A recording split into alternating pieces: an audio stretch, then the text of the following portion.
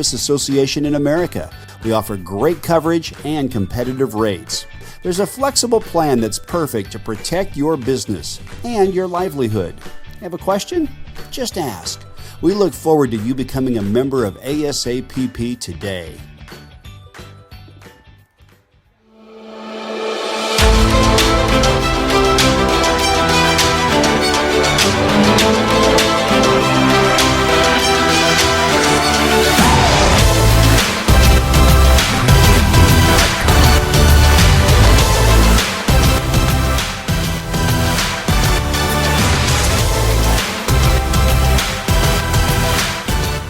I'm Stephanie, and I'm a San Diego State student, and I am a CalCoast member. I would honestly consider the people who work at CalCoast my friends. Like when I'm walking up, they're smiling and still respectful, really kind, but they're just happy, and they really seem happy to be doing their job. Book skills are important, but they're temporary. Life skills are forever. So what CalCoast teaches me with handling my money, I'm going to know that and use that for the rest of my life. My ACL. Pulled my shoulder out. Broke my collarbone. I had a Liz Franck injury. You play long enough and it's going to happen to you. I heard a lot of good things about UC San Diego Health System. The hospital, the doctors. Gave me a lot of confidence going into the surgery. A good experience for me. I was able to get back to the sports I love. It's always nice to relate to a doctor when they've been an athlete. I wouldn't trust anybody else with my knee.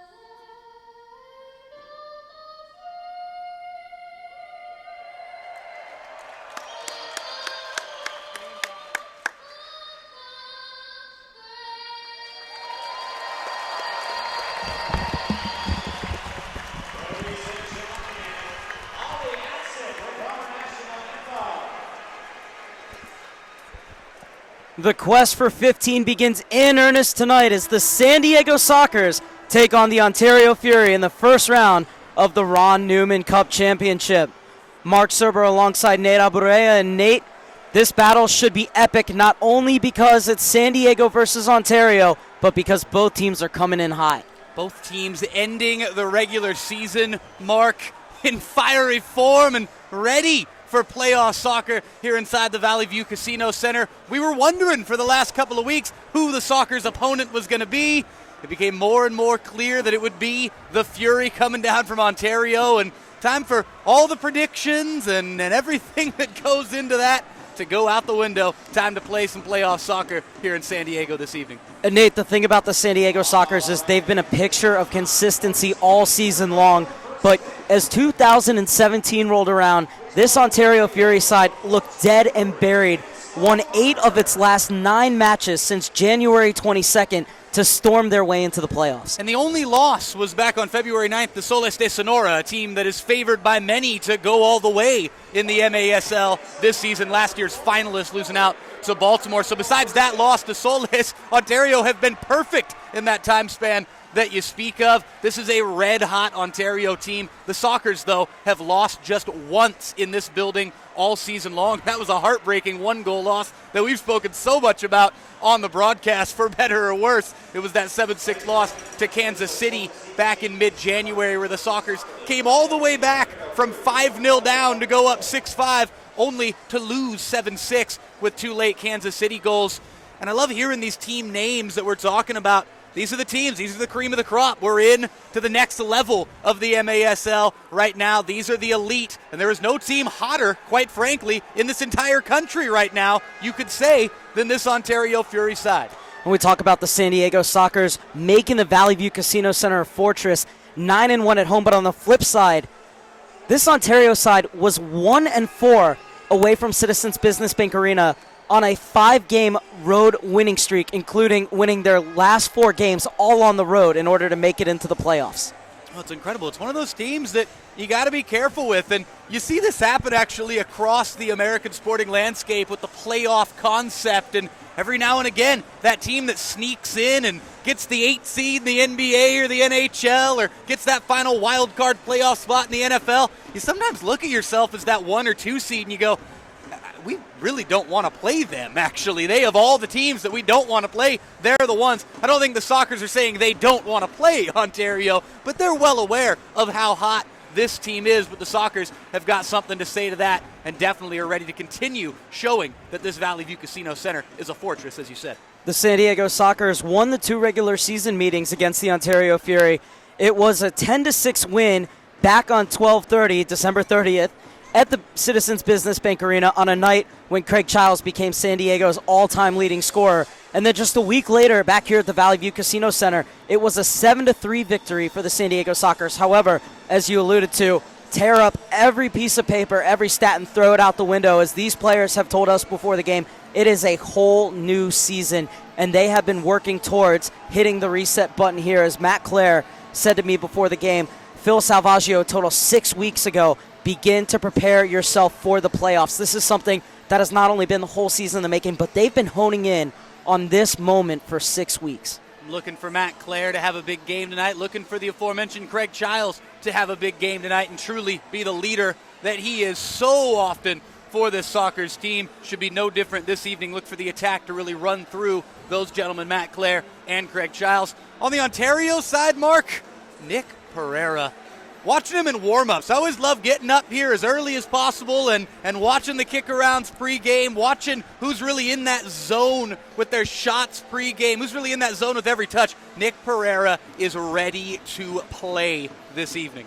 And standing in the center circle, getting a hug from Luan Salas Oliveira, is Leonardo de Oliveira. 15 goals and 7 assists in his last 5 games for the MASL Player of the Month, who is looking to continue his strong performance into the playoffs for a very hot Ontario Fury side who is only 1-12 all-time against the San Diego Sockers.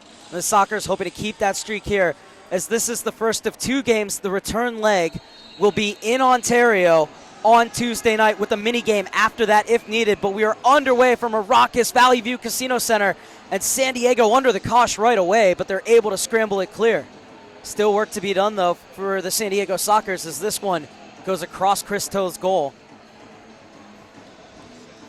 And Matt Clare will play it out. Victor Quiroz back in the lineup after missing the final 2 regular season matches. The only 2 games he's missed in his San Diego Sockers career since joining last season from Milwaukee. Caceres plays it across. Oliveira's chasing. This is an Ontario side that is full of confidence under head coach Bernie Lillevoix. As Craig Childs said before the game, this is an Ontario side that when we faced them, they were chock full of individual talent, but Bernie Lillevoix over the last few months has found a way to turn them into a unit.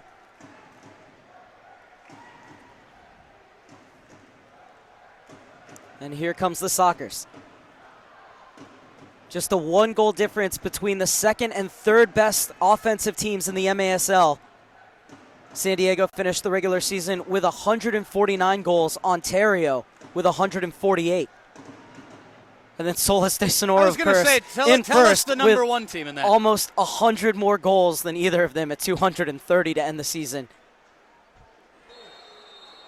A foul there from Toulouse. Mark, I'm glad you talk about the team mentality, team-first mentality that Ontario's really developed in the second half of this season. And it's really been such a foundation of the hot streak that they've gone on. I remember seeing this team even back in mid-January. There was still a little bit of that individual first flair and certain stars really standing out. It is a full team effort. Here's one guy we're anxious to see, though, this evening, Nick Pereira. And Pereira, great job to get back by Reza. The individual flair is still there, make no mistake about it. Especially with Pereira. He loves to take those extra touches and make a goal look prettier than sometimes it needs to be. Oh. And here he is being a bit more direct, and it almost pays dividends as Tino Nunez tries to flick it on. His second shot is blocked, and then look at that for a cross from Nunez. Pereira couldn't make proper contact. Now he tries to play it off the boards, and the Sockers conspire to get it clear. How many times have we seen that from Pereira? Toulouse takes off, and it's 3-on-2 going the other way. Slides it across. The shot comes in, and Capinos pushes it onto the glass. Loving the energy in the building right now, Mark. Fantastic crowd on hand. Already that real buzz developing anytime the Sockers move into the attacking zone. And the Sockers will hit the reset button. Good to see Chris Toth back in action. Played in the match against Tacoma, but missed the previous 4 games while with the U.S. Beach National Team in the CONCACAF Championship in the Bahamas. He was joined by one Nick Pereira. I believe they were roommates in that tournament. And obviously teammates last year. They roomed together on the road. They're actually best friends. And Chris Toth said this morning, I love Nick. I love having him on as a teammate. But it is so much fun to play against him. Well, Toth winning the first battle against Pereira, just barely making that save at the near post. But Pereira, for such a big guy out there, never afraid to go with the overheads and the real spectacular efforts. Well, the Sockers want that to be at the top of the arc, but instead it's just going to be a kick-in. It's always amazing with a guy like Pereira stands 6 feet 3 inches tall. Those overhead kicks, they just look all the more spectacular. See him from a guy that tall. San Diego looking to get out of the Pacific Division, a hurdle that they've fallen at in the last 3 seasons. The big difference is this year it's only 1 round instead of 2. So the Sockers looking for their first indoor title since 2013. And another chance here for the Fury. End-to-end stuff inside the first 4 minutes of this one. And the refs, as is normal in the playoffs, are letting them play. Cerda plays it out. A bad giveaway, but a good block coming in from El Vaquero. The age-old playoff physicality, Mark. Never gets old, does it? Never, never. Fasten your seatbelts. This is going to be a fascinating one, and it already is, even though we're scoreless in the first 4 minutes between the San Diego Sockers and the Ontario Fury. Love a good little bit of leniency. Matt Clare to bring it forward for the San Diego Sockers. Clips it downfield. It was a good ball looking for the run of Cerda. Childs was in there as well, and it's going to be a kick-in for the Sockers. 10 minutes, 42 seconds remaining in the opening period. This is the San Diego side just 5 goals away from hitting the century mark all time against the Ontario Fury. This one played off the boards. That was well drawn up, but Reza wasn't able to attack it. Claire getting back and doing the work. And there's space for Oliveira to run. Changes being made behind him, but he has Childs ahead of him, and Claire streaking up the near side. This is Matt Claire off the boards and cleared away. Felipe Gonzalez will get it back to his keeper. Chris Toth comes in with the best save percentage in the MASL at .815. Second in goals against average at 3.66. Toth, as Craig Childs said, is having the best season of his professional career. As the chance may be on, beautifully disguised, and the San Diego Sockers land the first blow. Luan Oliveira continues his hot streak. It's his 6th goal in 3 games. You saw him picking his spot there, Mark, and he makes no mistake about it. LSO. The signature fist pump followed by the beat of the chest from the 29-year-old Brazilian. San Diego is off and running in front of a raucous Valley View Casino Center. Beautiful stuff. You need those virtuoso moments from a player like LSO in a game like this one. Far post, placement over power, picks the spot and absolutely darts it. Beautiful from Luan Oliveira. 9:55 left in the first quarter. Just going over how the playoffs work. In each series, it's going to be 2 games. You play home and away, and if the team wins both games, then they go through. However, if you split at the end of that second game, there's a 15-minute break followed by a 15-minute mini game to decide who goes on to the next round. In this case, to the conference championship, which would be against Solis de Sonora, who clinched their spot with a comprehensive 17-3 victory over Atletico Baja to win their series 2-0. And in the rare but possible event that the mini game were to end in a tie, after 15 minutes of that mini game, golden goal. Golden goal. And we already had that today with the Milwaukee Wave. That's why I said rare but possible. Beating the Kansas City Comets 3-2.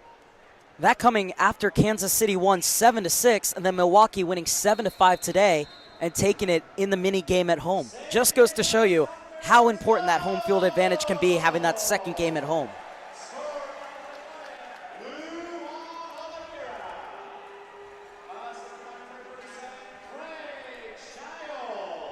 Craig Childs getting the assist, his 13th of the season.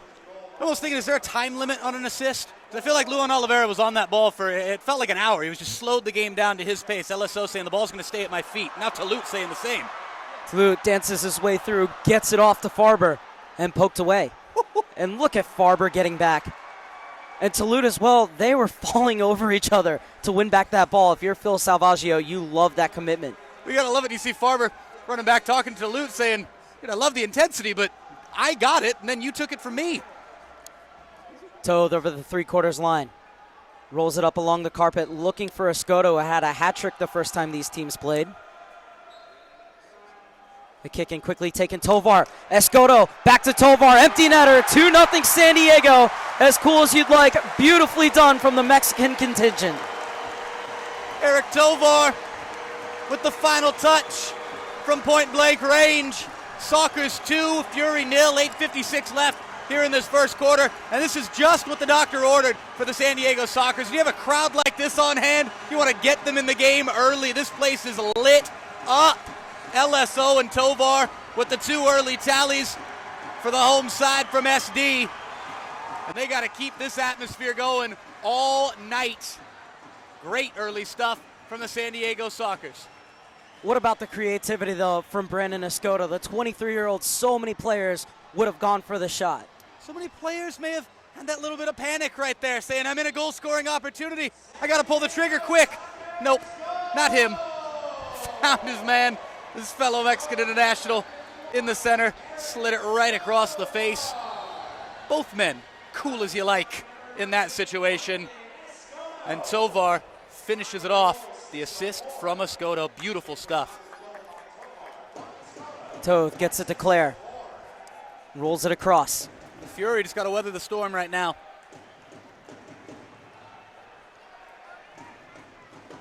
Flighted into the corner, looking for Childs.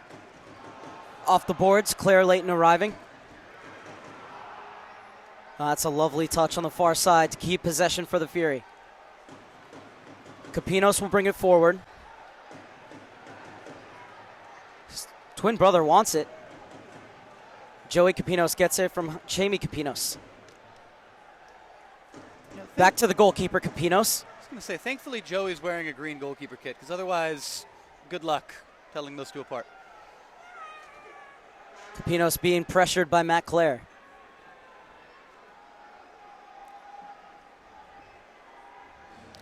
There's good tracking back from Brian Farber. Still work to be done, though, on the defensive end. And what's the call going to be? Oliveira will get whistled for the push. And now the question is, where did that foul occur? So free kick in a very dangerous position for the visitors from the Inland Empire. Is this where they get back on track? Kim is to the right. It's played off to Kim. He sneaks it through, and Ontario have pulled one back. All deception from the Ontario Fury right there. It ends up with Kim. The entire Sockers back line, pretty much every player on the pitch in white who was back there as a defender on that set piece, had their eyes move in one direction. They were just a half second too slow in getting them back on the ball. And Kim knew where he was on the field. Smart strategy there as far as what he went with. Easy little side foot. Just get that thing on target. Nothing Toth could do after the deflection there. And not just weathering the storm, but Ontario cutting the deficit in half. They're right back in this game. Jinho Kim knows something about the MASL playoffs. Won the title last year in his rookie season with the Baltimore Blast. And the 24-year-old South Korean has brought Ontario back into this game. And I think this is the perfect timing for Bernie Liljeval. His side not only have the deficit, now he has the timeout and says, hey, that goal is going to calm us down. Now I have a chance to go over whatever it is I want to change at the moment. Just loves that set piece from Ontario. We talk so much about the soccer set piece mentality and the stock that Phil Salvaggio puts in every set piece for the Sockers team. It was so nicely worked, and oftentimes when you actually get that close in, you got to be that much more delicate, that much more intricate with what you do. That was actually quite simple. It was all to do with the eyes of a couple of the guys down there in black and gray, and Kim just acted like, oh, there's no way they're going to bring it to me. No way they're going to bring it to the side. Oh, hey, it's at my feet. Slot it home, 2-1. So what will the response be from the San Diego Sockers? 7 minutes, 44 seconds remaining in the opening quarter. Craig Childs is over the ball on the kickoff. What is a star-studded night here at the Valley View Casino Center. Celebrity game at halftime featuring the likes of Landon Donovan, ex-England international Warren Barton, and ex-U.S. Women's International Shannon McMillan, and one of the best MCs in town. Nate Abreu, I believe you'll be on the field at halftime MCing that celebrity game, so that's something you're not going to want to miss. Say one of the best MCs in town in my price range. $1 million. Something like that. Cisse gets it off. The long blast is blocked by El Vaquero, his second of the afternoon. And a couple of $2 Bud Lights. Caceres will get it off. Driven into the corner. This one took a wicked bounce, but good defending from Cerda. Cerda gives it away, though. Caceres will get it across again. Corey Murray, 5th in the MASL in blocks. 34 on the season for Murray, who gets onto the bench. Caceres waits for the cavalry to arrive. It's good, patient build-up from the Ontario Fury.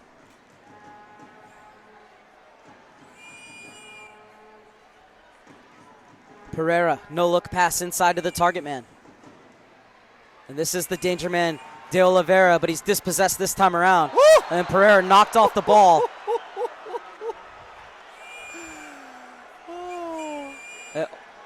Oliveira is going to say Pereira threw out an elbow on that occasion.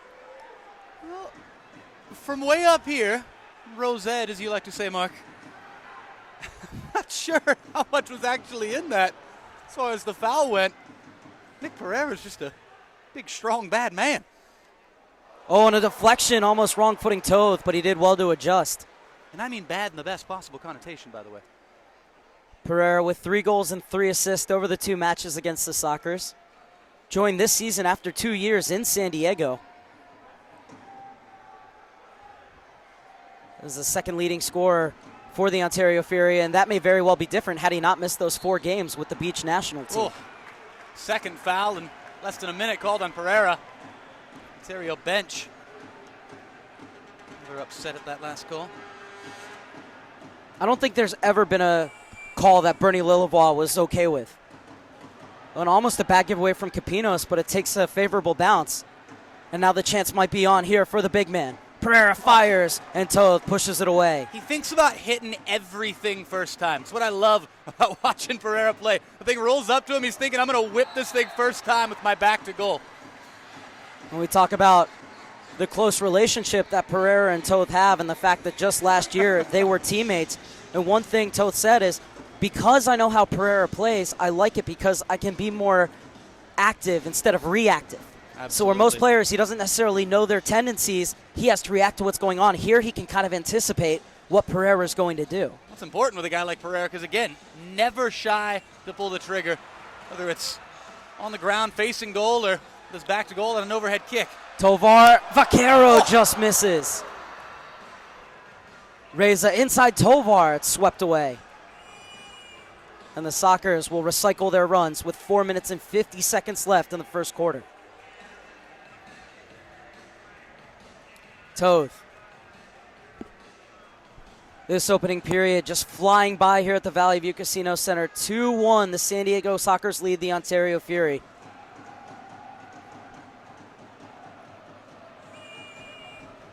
Childs has it headed away by Capinos, but gets it back.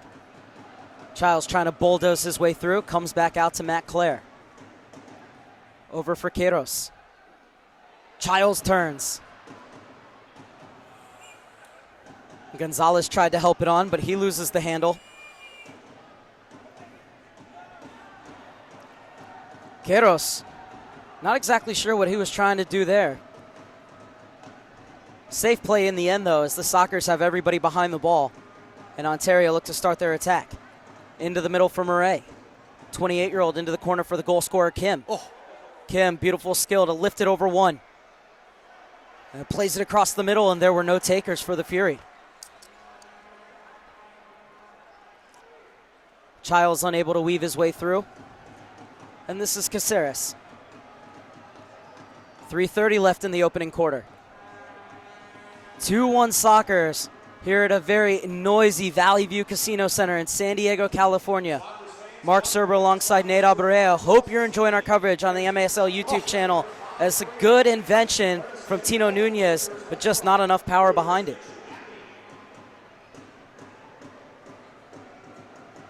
Toth. I'm going to talk about Toth and how so many games he's only given up 3 to 4 goals. Well, Capinos has given up 5 goals in his last 6 games. I should say 5 goals a game. The only time he didn't give up exactly 5 goals in the last 5 games was the 10-8 win over Dallas. So we talk about the fact this is the 5th straight road game for Ontario. So what you're saying is that the Fury need to score 6 goals. Or the Sockers do in that case.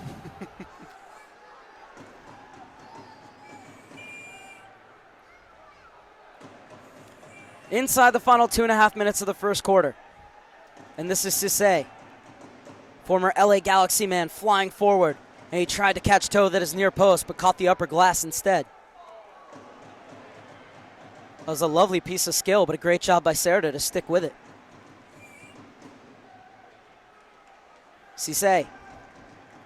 Cissé cuts inside onto his left boot. Oh. And that wasn't far off. A good block from Cerda. Good sustained attack here from Ontario. And still the Fury continue to come forward. One of the things players will often tell you is one of our strategies is to keep the other side out on the field as long as possible. These Sockers need a change. And now Toulouse deciding whether or not he wants to counter or wait for a change. Sockers are going to try and do both here. Capinos plays it only as far as Escoto. Eludes one, trying to get by 2. Leaves it off for Childs. Cross to Toulouse. Hint of handball, perhaps. The fans wanted it. They're not going to get it from the referee. And it's Ontario to go forward through De Oliveira. Former Detroit Wazaflow Pro man dispossessed. And this is Escoto. Escoto so magical on the ball. Plays it into a good area, but late in arriving was El Vaquero. He's still going to get it back, though. Inside the final minute of the first quarter. We got a good one here between the San Diego Sockers and the Ontario Fury in Game 1 of the Pacific Division playoffs.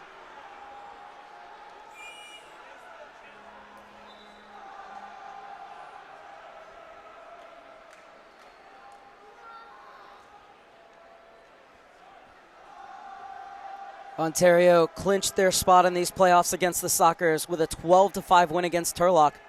4 goals and 3 assists for De Oliveira. Oh, and third Pereira foul. gets his foul of third this foul. first quarter against Pereira, Mark. And that one, again, just a bit of a ticky-tack call there against the big man. Just guilty of being big and strong. So one more foul against Pereira, and he'll sit for 2 minutes. Oh, that's huge for a player like that. Have to have that in the back of his mind, the physical style that he likes to play. Toth cuts it into the path of Kairos. 25 seconds left.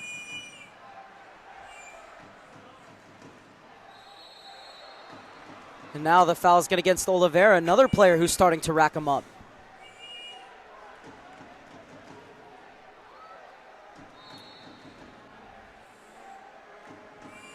Final 20 seconds. Childs wins it back for the Sockers. Claire tried to return the favor. Is there time for one last rush for the visitors? Ontario thinks so. Capinos brings it forward. Long drive just over Toad's goal. Puts into the feet of Pereira. 1 second off the boards, and that is how the first quarter will end. 2-1 San Diego after 15. Hi, thanks for checking out American Spa and Pool Pros. We provide liability insurance for pool service professionals. Whether your business is pool repair, builders, remodelers, plasterers, or just about any service for swimming pools, we have a plan for you. Our customers love us, and they keep coming back year after year. We're licensed to insure your pool business in more states than any other pool service association in America. We offer great coverage and competitive rates. There's a flexible plan that's perfect to protect your business and your livelihood. Have a question? Just ask. We look forward to you becoming a member of ASAPP today.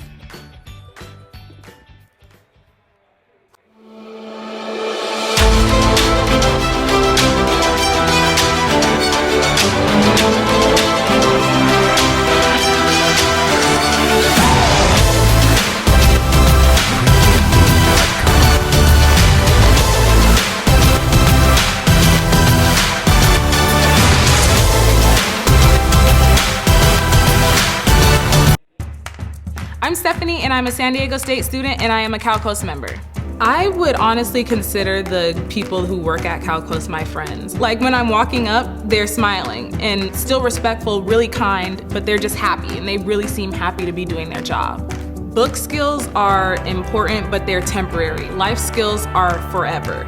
So what Cal Coast teaches me with handling my money, I'm going to know that and use that for the rest of my life. Blew out my ACL. Pulled my shoulder out. Broke my collarbone. I had a Liz Frank injury. You play long enough and it's going to happen to you.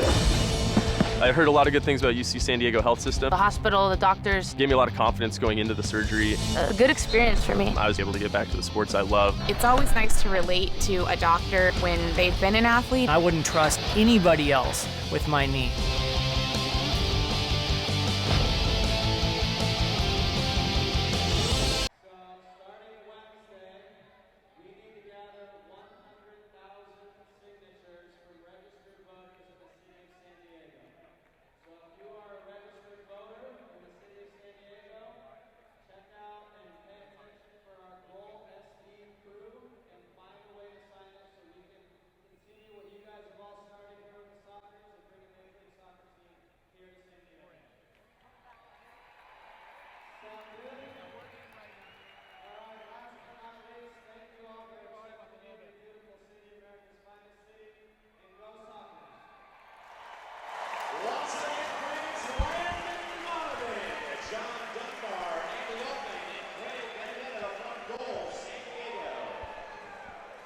Getting set for the second quarter between the San Diego Sockers and the Ontario Fury. 2-1 Sockers after what was a frantic and fast-paced 15 minutes, Nate. Wild. Flew by. And you were thinking it was going to be tough stuff for Ontario with those 2 early goals from the Sockers, but they got right back in it, the visitors from the Inland Empire. Jinho Kim with the goal that made it 2-1. That's the scoreline as we get ready for the second quarter. And Mark, speaking as someone who just enjoys the beautiful game from way up top, I'm hoping it's more of the same here in the second quarter. San Diego will have the kickoff as the teams have switched sides. Obviously different this year, but last year 3 of the 4 games ended in a 1-goal difference, and the other one was just by 2 goals. So this is what we expected to see from these two teams in the first quarter, and like you said, we're hoping for more of the same for the final 45 minutes. Reza will get it back to his keeper. Oliveira, scorer of the first goal for San Diego. 29-year-old trying to get on the end of the return ball, but it's going to be Ontario to go the other way. Reyes gets it back to Capinos. And Farber's pressure allowing San Diego to win that ball back in midfield. Reyes is another player that, like Toth, so many of these Sockers players are saying he's having his best season as a professional. Have to agree with that assessment. And a lot of it has to do with head coach Phil Salvaggio switching him from midfield to defense. And it's one thing to be switched, but Ray Reyes has done an excellent job of really embracing the art of defending. I call it the art of defending. We were talking with former U.S. men's national team defender Jay DeMerit. We talked so much about defending for him being far more of a mentality than anything else. Reza very much buying into that mentality. Oliveira turns and hits it wide. Oliveira to have another go. It's into the middle for Cisse. Good strong hold-up play leads to the opportunity, but it's put wide. And the next shot squeaks through. Sockers under real pressure here, and Toth with the kick save. Crowd loving it. First really big, spectacular, quote-unquote, save there from Chris Toth of this game. Should be plenty more the way Ontario's pressing, but it's the first time I've really had to see him sprawl out, whether it was with an arm or a leg. The triple team on De Oliveira opens up the space, but the shot is hit. Mark Cisse just screaming over there at the far post for Kim to play that thing across. Not sure if Kim just didn't find him or thought he was better served taking it himself, but here comes San Diego. Tovar across and hammered over by Claire. That's one he wants back. Just about 2 minutes gone in the second quarter. Still 2-1 San Diego. Staying with the pace. Goalie distribution for Capinos. Quality goalie distribution there from Capinos. Capinos knows Phil Salvaggio well, having won the U.S. Arena World Cup with him.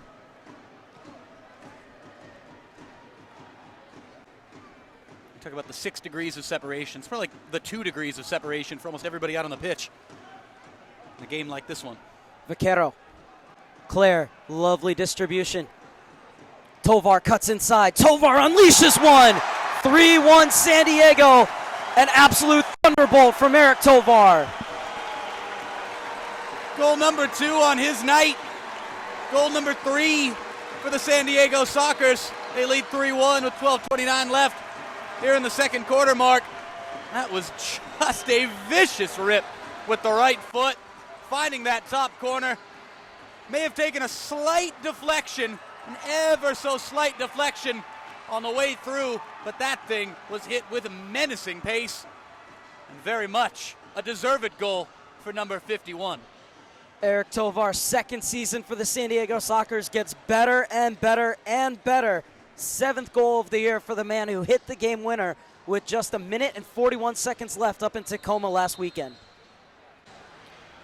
Look out, though, because the last time Tovar scored, how quickly Ontario came back and got one of their own. And this is Nunez, and that one was way off the mark. Still going, though, Nunez. This is Tino Nunez. Gets it out wide. You can see how quickly the Sockers double team. Loving the pace of this game. Turned out by Escoto. Long searching ball to Lute right off the bench to chase it. And this one's going to come all the way back.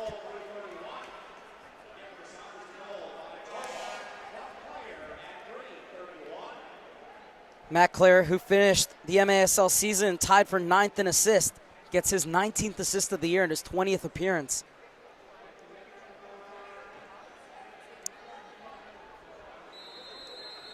Another restart opportunity for Ontario. It's Jihong Kim again, and trying to play it across. Capinos. Off the boards, looking for the man in the middle, but hooked away. Childs will hold it up for the Sockers. Good skill to get it out to Escoto. Escoto twisting and turning, escaping from traffic.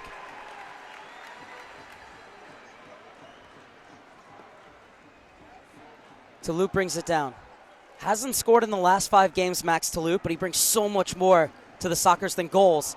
So he puts it into the danger area this time around, and Childs thought he was held.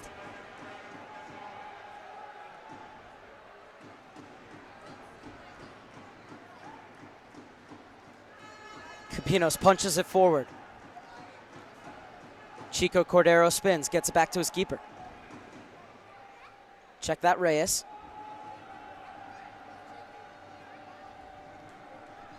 Joey Capinos brings it over the 3/4 line.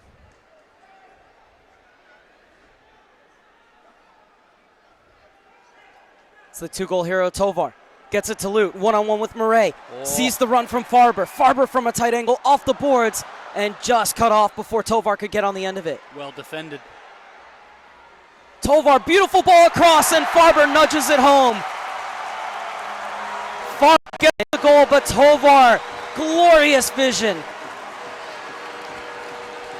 Glorious first half for Tovar. He's doing it all for the Sockers team. Scoring, assisting, being so much a part of the build-up on that occasion. Farber getting the goal glory in the end of it, but so much of the credit there has got to go to number 51, Eric Tovar. What a beginning to this game for Eric Tovar. He's been outstanding.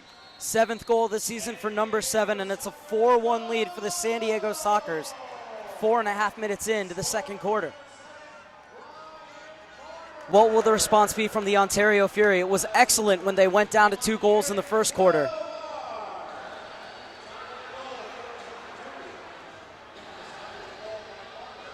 This is some sumptuous one-touch soccer from the San Diego Sockers, and Matt Clare gets thrown into the boards.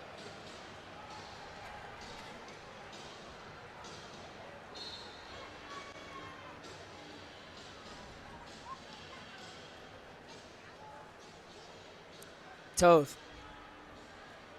Velez gets it across.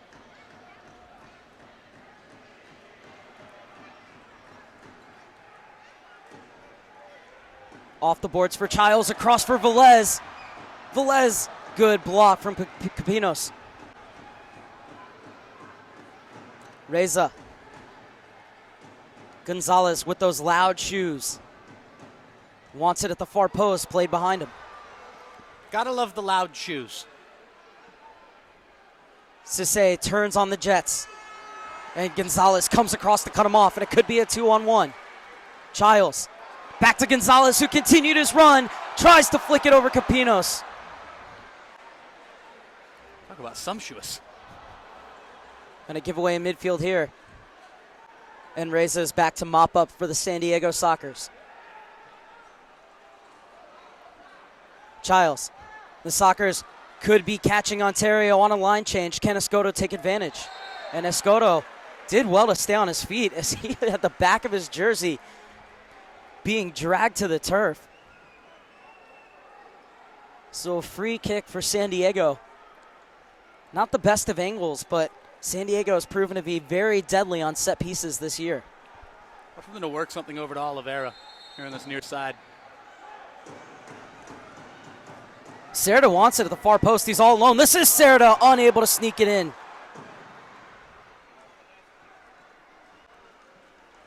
And smartly guided back to Toth from Oliveira. Flighted forward. Serta has stayed up. And flicked on, but Toth is playing center field for San Diego.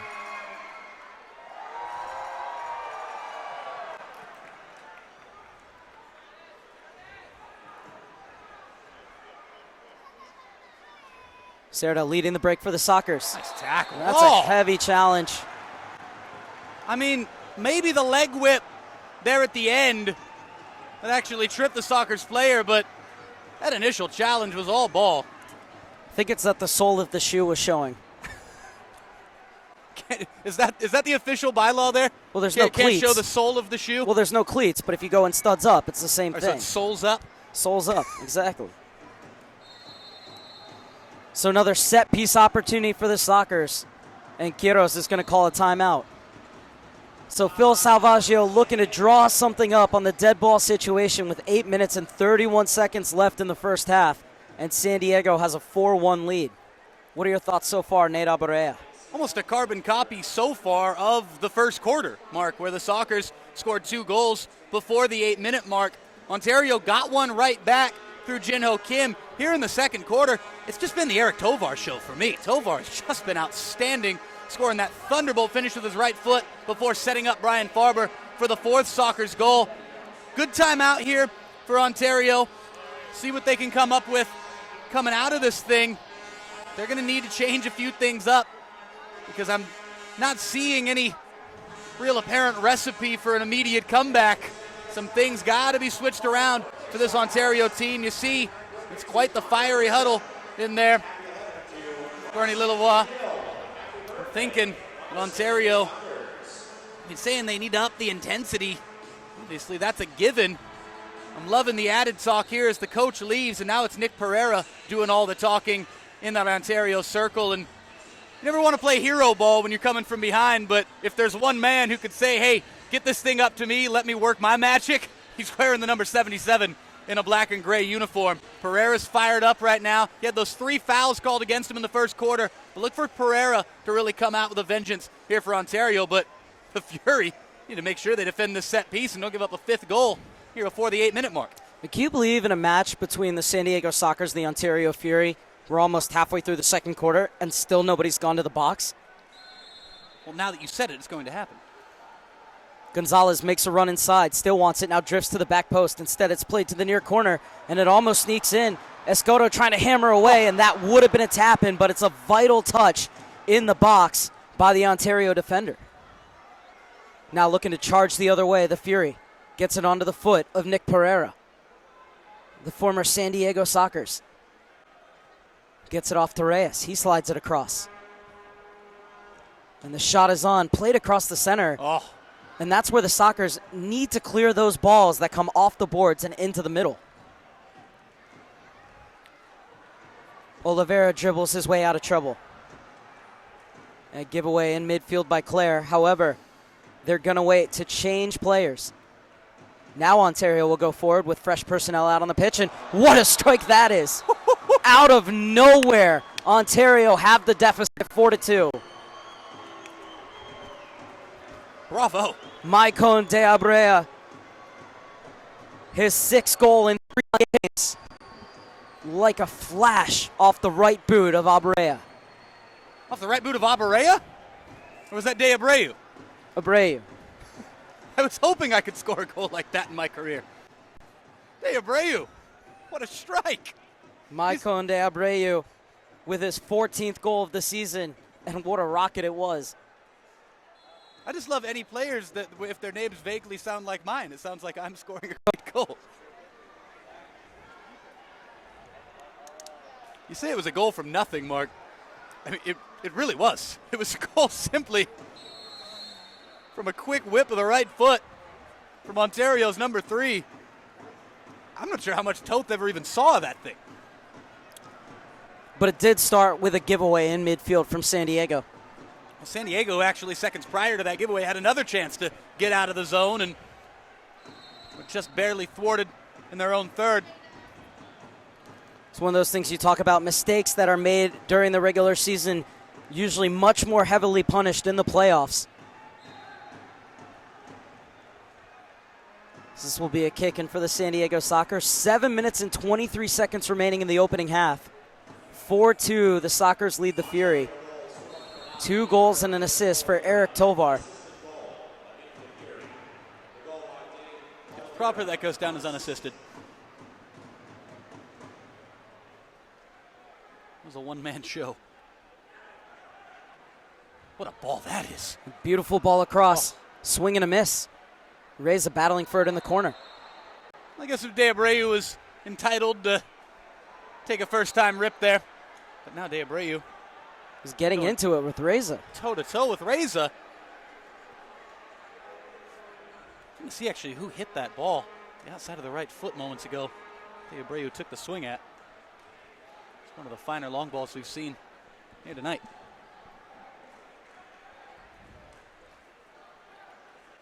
This is Serta being watched by his opposite number. And you see the difference between now and the playoffs is that's a lovely move from Reza, looking to jumpstart the attack. Plays it across, looking for Farber. Farber onto the loose ball somehow. He loses the handle. Oliveira trying to spin, and he'll win the free kick. I was just going to say the difference between the regular season and the playoffs was after Serta played that ball off from De Oliveira gave him a little hip check. So those little extracurriculars that you know you can get away with in the playoffs.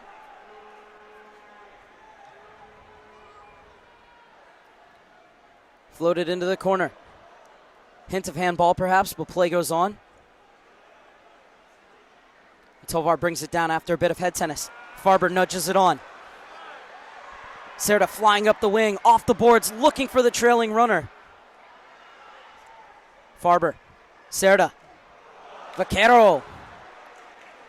High over Capinos' goal, and it'll be a goalie distribution with 6 minutes and 10 seconds remaining in the first half. You know, Mark talked about it being a carbon copy of the first quarter. The Sockers jumping out with those 2 early goals here in the second quarter. Well, it continues. The way Ontario got one back. Talked about how they were going to come out of that timeout. Now how can they pull it back within 1? Let's chip away at this thing. Whoa. Claire Capinos gets down quickly at his near post. There'll be a kick in for San Diego in the offensive zone.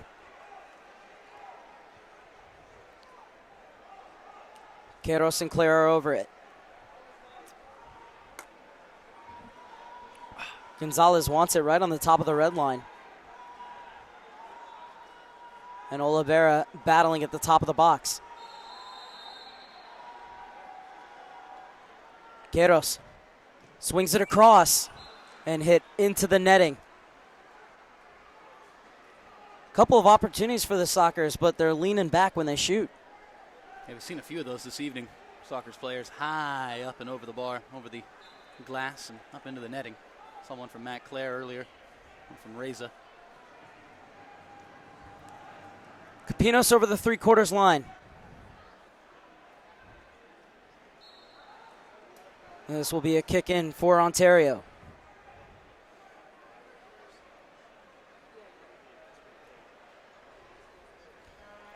Corey Murray will leave this one off. Landon Donovan shown on the Jumbotron, stretching, getting ready for the celebrity game at halftime. And Ontario is going to call a timeout with 5 minutes and 45 seconds remaining in the second quarter. Down 4-2, trying to reduce the deficit to 1 via the set piece. Big opportunity. Draw something up here. Lavoie getting his boys around. Going straight to the board, straight to the drawing board. It's funny, you can see what the mentality of a timeout is going to be. Sometimes you see a coach coming out, you know it's going to be one of those fiery speech timeouts. You know it's going to be one of those light up the squad timeouts, or really chew somebody out or get into somebody, like that fire into the squad. And you see other ones where the guy comes out and says, hey, everybody get in here. All right, look at this board. We're drawing something up here. It was the ladder right now. Much more calm as opposed to the last timeout for Lillavois, where he came out and was absolutely lighting a fire under his boys. It's what they need. That's the delicate art of coaching, especially in a game like arena soccer, where you have the ability to speak to your team throughout the game. It's not just you got to pack it all into a halftime talk. And it's amazing to see the differences between the coach talks there, separated by no more than 5 minutes, night and day. And Phil Salvaggio was out talking to his unit that's on the field getting ready to defend this set piece. What are you saying there? Are you trying to anticipate what Lillavois is drawing up in the other huddle? Trying to play a little coach v. coach chess match there? I mean, you know they do. You know they do. Coaches are always doing that in this league. And I love, coming out immediately. You see down there with Salute and Farber, just looking down there moments ago, and LSO in real good communication right now. They're ready for whatever Ontario's going to throw at them here. You know they want to work this thing to Pereira if possible. Pereira real close at an angle here. Farber the closest defender to Ontario's number 77. Look out for Kim up at the top of the arc as well. And it's played back for Kim, and it took a bounce off of Queiroz, who I don't think knew too much about it. Neatly brought down on the chest. Good block from the defender. Serta with another block. Brilliant stuff from Serta there. Those are the things that make the difference in the playoffs. And Capinos skies it, and it's plucked out of the air by Toth. Well done, Chris Toth. In for Talut. Turns on the afterburners. Now he'll hold it up.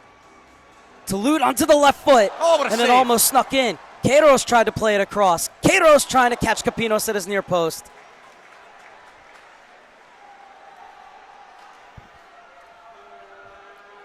Another beautiful outlet from Capinos, but it was well read. Pereira. It's the man you want closer to goal. Well, he's getting there. He started that move, wanted to finish it off with that little ball slipped inside. Just didn't come. And this is De Oliveira. Exactly what the Sockers don't want. Him turning, facing at the goal, looking to run. The Brazilian has to pull it back. Great defense from the San Diego Sockers, watching the ball rather than his hips. And the block coming in.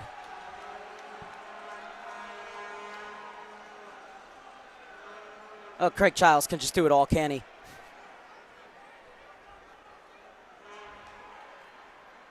Oh, that's another good move. No foul, and it's a 2-on-1 going the other way. Childs, Vaquero, back to Childs, and he missed it. unbelievable. Unbelievable. What is usually a layup for Craig Childs, somehow unable to get it, and now De Abreu, I believe it was, yes it was, put his hand up to the neck of El Vaquero, and the fans do not like that at all.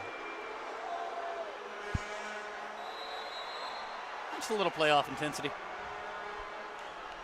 I'm going to say, though, with Craig Childs there moments ago, bet the house on number 37. We'll finish that one. And right now, you'd be without a home. Pereira. It could be a 3-on-2 going the other way. Tovar looking for his hat trick. Drags it just wide. Serta. He's gotten so much further forward than we've seen in a lot of games. Serta plays it across. Tovar looking for the redirect.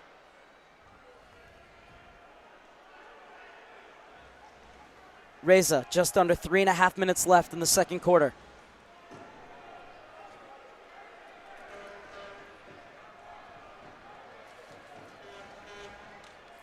Reminder to stay with us at halftime for the celebrity game featuring a certain Landon Donovan, as now a collision at the bench away from the ball and a blue card coming out against Brandon Escoto. Well, we did not see what happened, but Caceres is down, checking his nose for blood. And the only thing I can imagine is that both players just came off the bench at the same time and collided. Strange way for the first blue card in this game to come out with 3:14 left in the second quarter. But it's both players, actually, drawing the blue card, both pointing fingers at each other as they're walking to their respective penalty boxes. So let's clear this thing up here, Mark. Well, neither team is satisfied. Oh, both coaches. Everybody's mad. Luan Oliveira mad as well.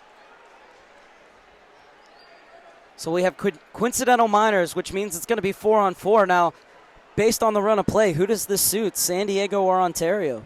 I'm not quite sure, to tell you the truth, Mark. I'm inclined to say Ontario. I'm inclined to say the team trailing by 2 goals that would love to loosen this game up a little bit and get as much open space as possible. The team that, quite frankly, needs goals that much more. So if I had to answer that question, I'm going to go with Ontario. The incident was off the ball, so I didn't see it.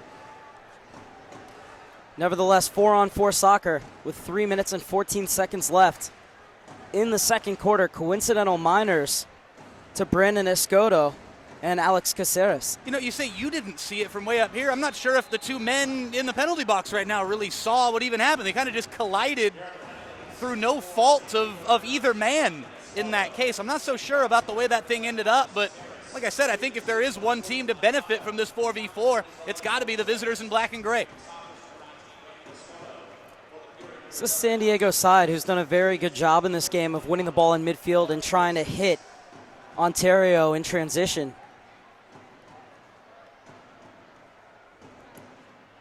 Right now, though, they're going to have to break the house down as Ontario in a diamond formation defensively. Claire gets it off to Toth.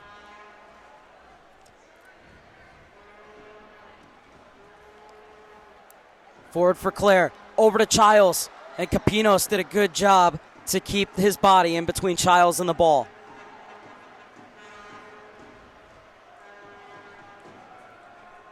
Two minutes, 15 seconds left in the opening half.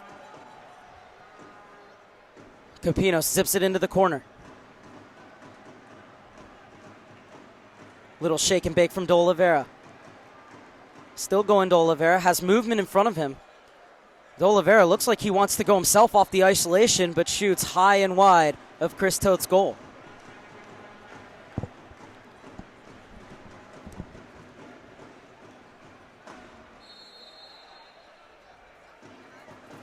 Toth waiting for options on the goalie distribution. Flies it forward, and it will be a kick in just in front of the San Diego Soccer's bench for Brian Farber. Farber, of course, played for Bernie Lillavois with the championship-winning Stockton Cougars. Is this inside for Claire? Back to Queiroz, across for Cerda.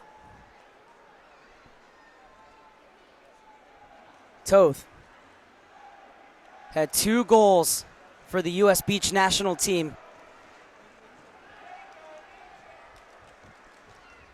Claire heads it across for Childs. 3-goal lead for the San Diego Sockers. Matt Claire, his 20th assist of the season. Craig Childs, goal number 40, and it was beautifully drawn up. Cushion header for Craig Childs, and he was never going to miss from that distance. 5-2 San Diego with 1:35 remaining.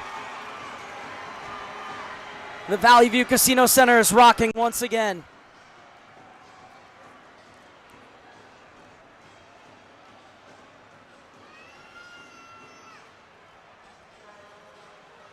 It's an Ontario team that loves to get forward. San Diego defending in that low block and then breaking out in transition, especially when they can dispossess them in midfield. And that's exactly what happened this time around. Claire and Childs up the field in a flash. And the long ball to Claire, headed across for Childs. And Childs, who had missed an earlier layup, said not 2 times in a row. Heading toward the final minute of this first half. And if San Diego can keep this 3-goal lead, they'll be a very happy team going into the break.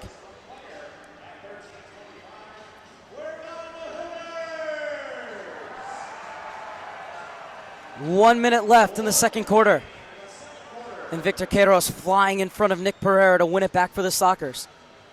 Toth has to poke it clear. Only as far as Caceres in midfield as both players are out of the box. So that 4-on-4 going the way of San Diego as they get the goal. And space is opened up. Flashed wide of Toad's goal. The rebound off the glass.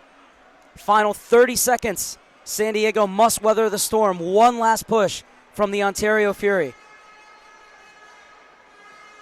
Tigerish defending from the Sockers, but it's Ontario who keep possession. And a great job by Queiroz, although this one is going to come to the top of the arc for a clearance inside the red zone. But once again, it's not allowing the big man to bring that ball down and hold it off and look for a player to make a run off him or hit it first time off the layoff. And that's exactly what Queiroz has done the last 2 times, getting in front of Pereira to win the ball. However, it's at the expense of this free kick. It's De Oliveira, and the wall had firm foundations. 12.6 ticks left on the clock in this first half. Ontario throwing everything they have at San Diego. And the corner kick. De Oliveira off the crossbar. Final 7 seconds. Cleared away by Gonzalez. Helped on by Farber. And what's the call going to be? It's going to be a high kick against Brian Farber. And now Pereira getting into it with Gonzalez. So free kick with 2.8 seconds left, as it's been a very busy 45 seconds on the defensive end for San Diego since taking the 5-2 lead. Oh, both of these teams have to keep their heads. Not only a second half, but a second game to think about at Citizens Business Bank Arena on Tuesday night. Joey Capinos all the way up, standing in front of Chris Toth. It's played across, and they're not going to get the shot off in time, as the first half ends with San Diego a 5-2 lead over Ontario. We're going to take a break, but stay with us as we have a star-studded celebrity match here at halftime.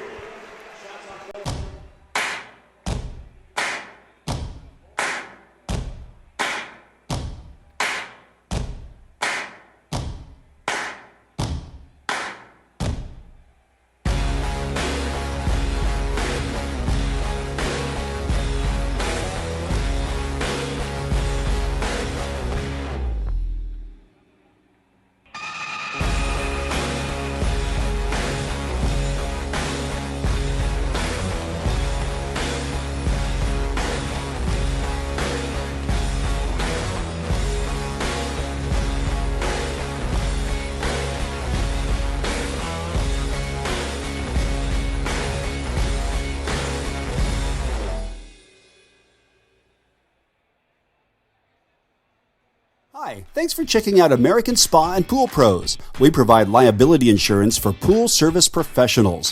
Whether your business is pool repair, builders, remodelers, plasterers, or just about any service for swimming pools, we have a plan for you. Our customers love us, and they keep coming back year after year. We're licensed to insure your pool business in more states than any other pool service association in America. We offer great coverage and competitive rates. There's a flexible plan that's perfect to protect your business and your livelihood. Have a question? Just ask. We look forward to you becoming a member of ASAPP today.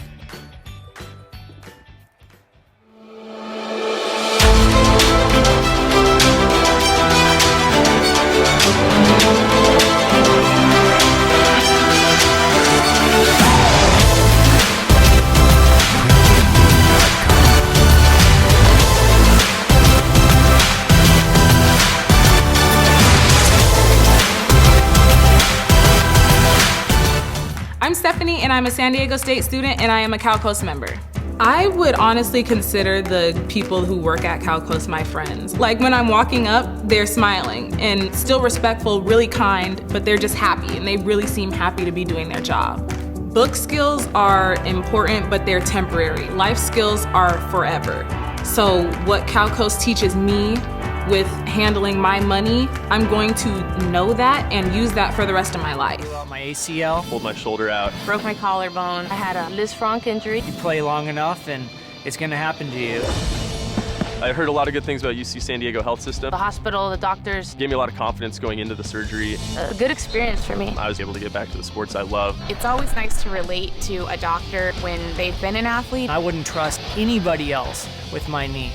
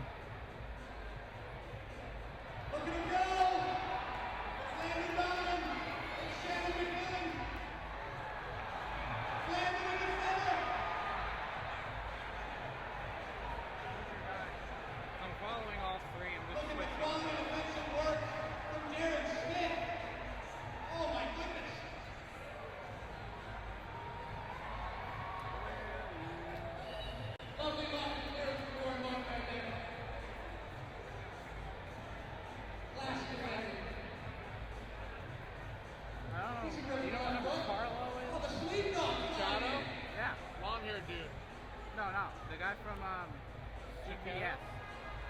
Carlo from CBS. Carlo Chiquetta. He's on the blue, I know.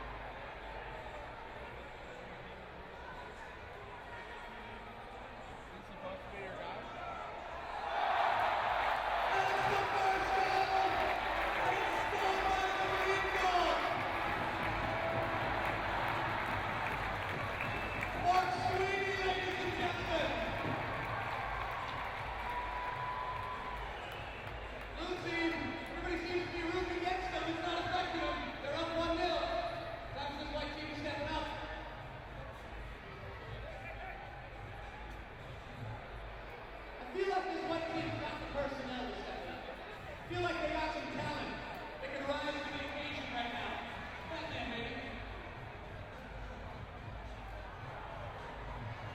See the blue team strategy. Just get more involved in center back.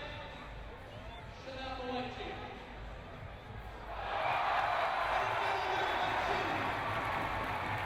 We're all tied up. One apiece. Mr. Small House. Mr. Tiny House. It's 1-1.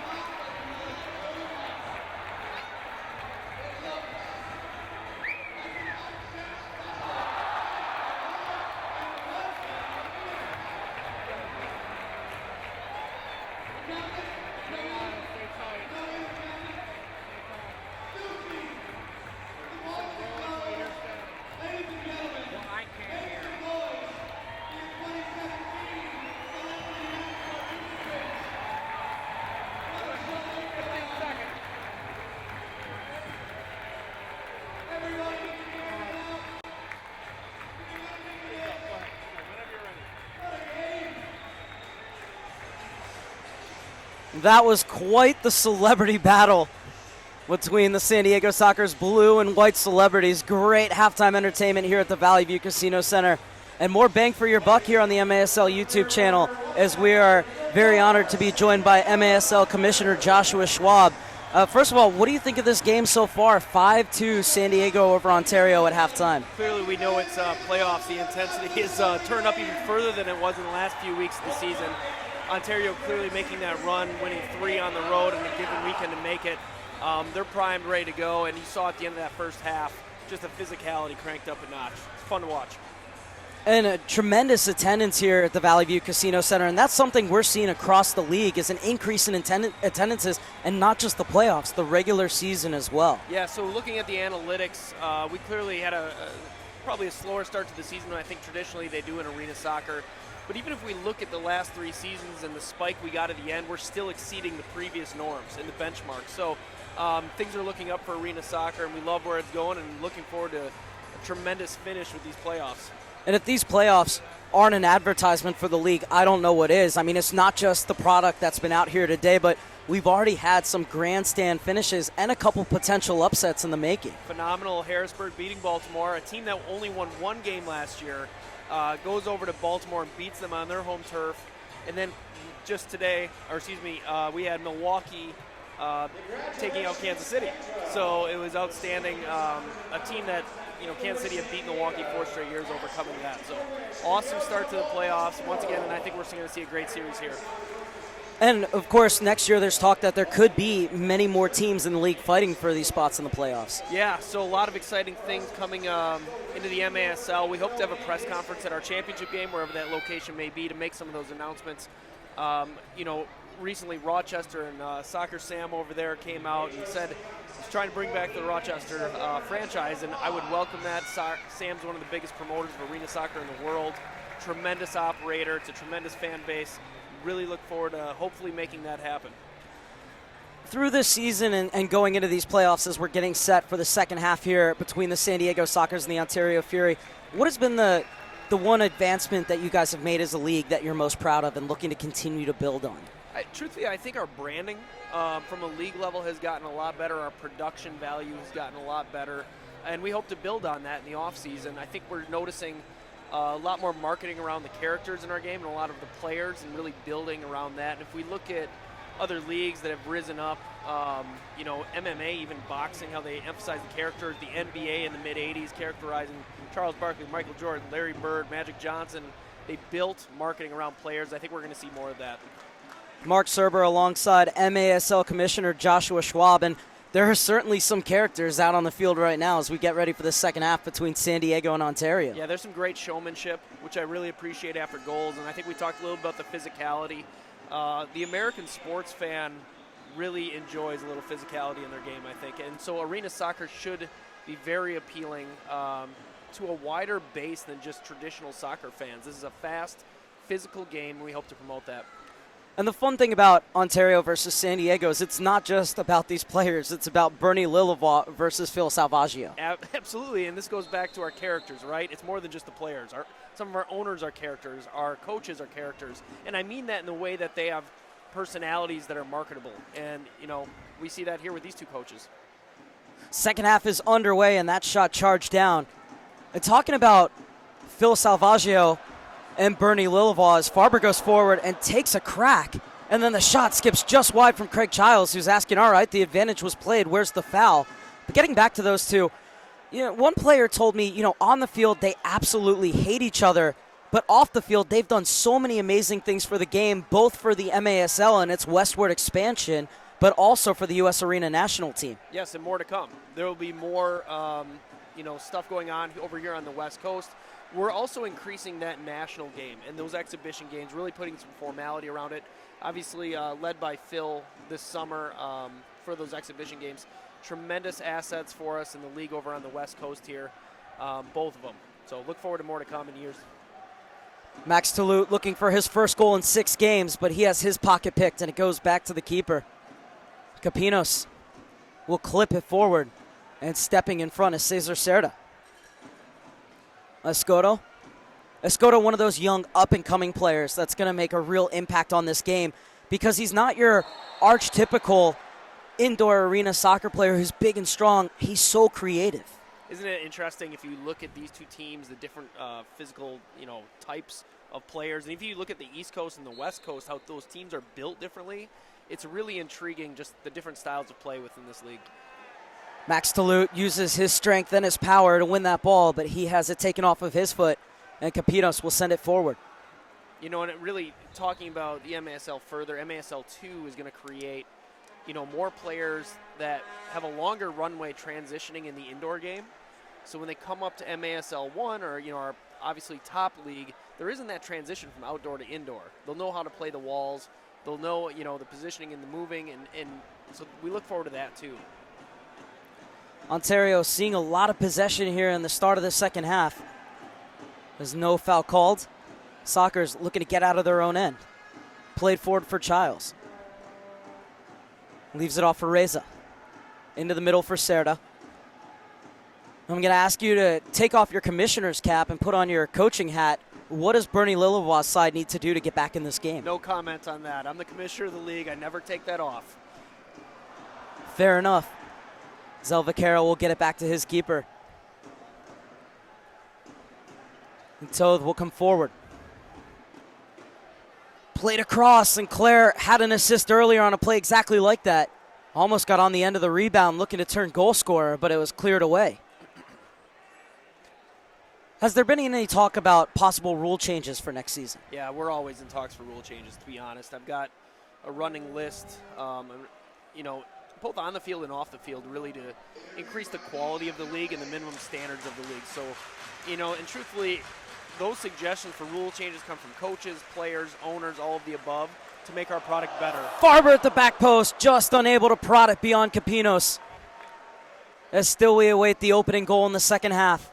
5-2 San Diego leads. Just over 3 minutes played in quarter number 3. Just thinking about this game and the intensity, and like I said, one of the goals of this league is make sure the outcome of the games are in doubt. Boy, these playoffs have shown that for the most part, right? We don't know what's going to happen here in the second half or even, over in Baltimore and Harrisburg series. And with the likes of Ontario versus San Diego, you're starting to see these more regional rivalries. Has that been a focus of the MASL head office? In fact, when I walked in the building here tonight, Bernie Lillivois stopped me and said, can you imagine this rivalry, this crowd? I mean, these teams have a geographic rivalry. Really, you said the characters have the rivalry too. And we do look to emphasize rivalries because fans want that, the tribal instinct. So, absolutely, the proximity between these two teams, less than 100 miles. You look over in Baltimore, Harrisburg, same situation. It's good hold-up play, and the flick on, well defended by the Sockers. And a free kick is going to be called. And this is from around the area where Ontario scored his first goal. So the Sockers will have to be careful here defending the set piece.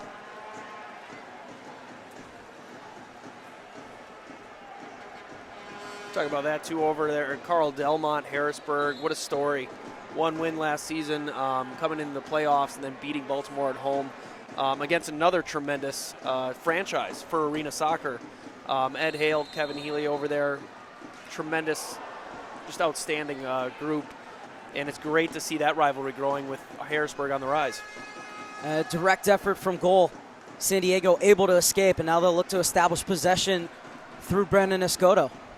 Joshua Schwab, thank you so much for joining us. Always a pleasure to have you here in San Diego, and enjoy the rest of these playoffs. Appreciate it. Thank you. 5-2, San Diego leads Ontario in Game 1 of the Pacific Division Finals. Serda gets it off in the corner, and Tovar applied to play it across. Had a tremendous first half, Eric Tovar, with 2 goals and an assist. So we'd like to thank MASL Commissioner Joshua Schwab for joining us. Claire hammers it just over. Childs back over onto the foot of Claire.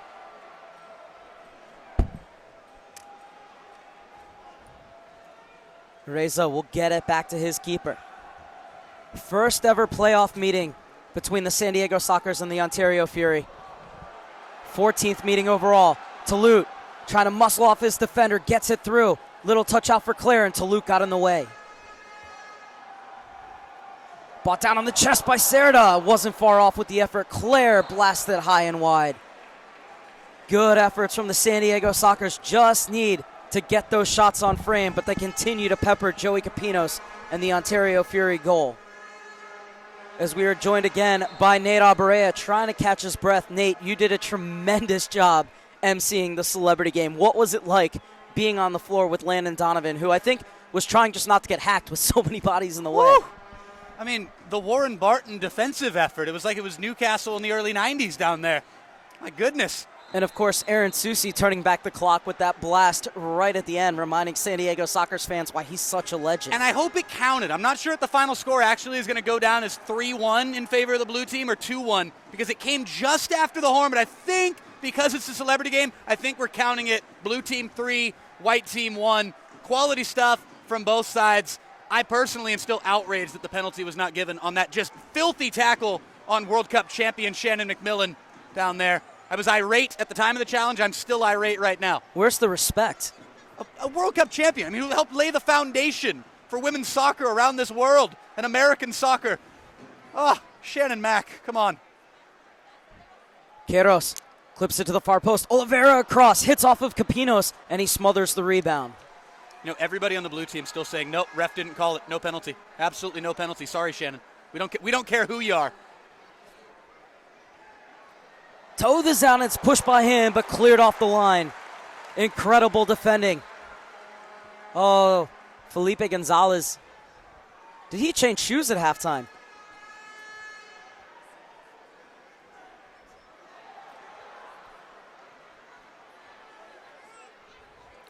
There's a correction on that first goal. It was, or the second goal rather, for Ontario. It was De Oliveira who hit it, not Abreu. So De Oliveira with his 32nd goal of the season, his first of the playoffs. Tied the Ontario Fury single-season scoring record with 31 goals in just 19 appearances. He's been the first star in the last 5 games for Ontario. But now it's Pereira, a player who's looking to get back on song. And it's a 2-on-1, zipped in and off the crossbar.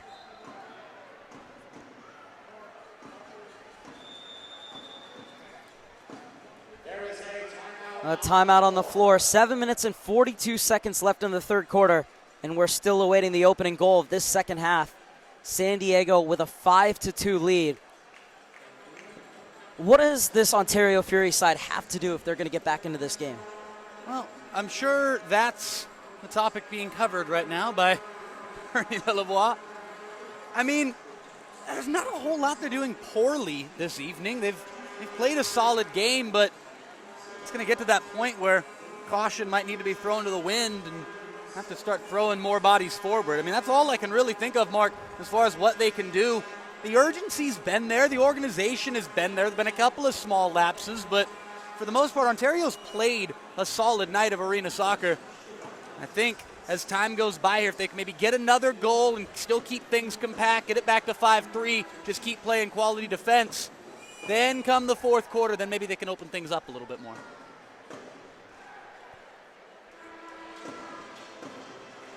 (5-2) San Diego leads in the first of this 3-game series.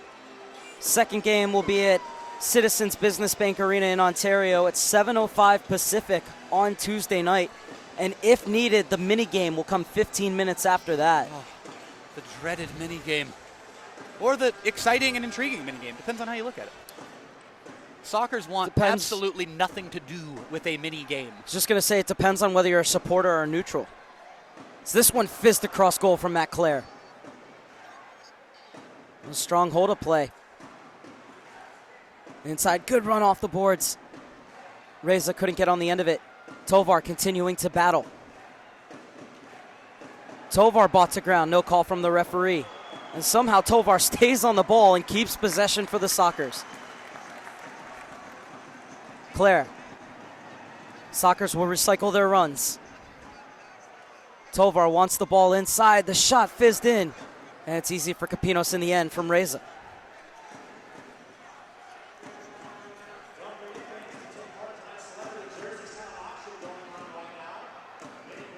Six minutes and 50 seconds remaining in the third quarter. Still 5-2 San Diego over Ontario. Mark Serber alongside Nate Aberea. And we will be joined at some point in the second half from Landon Donovan. Some guy named Landon Donovan. I've heard of him. Woo! Well, that's a heavy challenge. Nothing wrong with it. The ball squirts free. I understand the anger there from Phil Salvaggio. It's right in front of the bench. You're going to be irate at a challenge like that no matter what, but quite frankly, that was all ball. Cross to Jiho Lee. Has it on that favored left foot, but his shot is blocked. Third block of the game for Ray Reza. Played across. And it'll be bought forward. 3-on-2 for the Sockers. Can they take advantage? It's a beautiful ball slipped in. Claire wants it in the middle, and instead it's hammered off the near post. I can feel Matt Clare's pain from all the way up here. And he's screaming to anybody who will listen as he makes his way back to the Sockers bench. That had to be played across the face there. Tough break for San Diego. Oh. Cisse zips his way in. Never gets old watching Cisse dribble. I don't care if it's outdoors in LA or Irvine or inside here in San Diego or indoors up in the Inland Empire. Such a fun player to watch.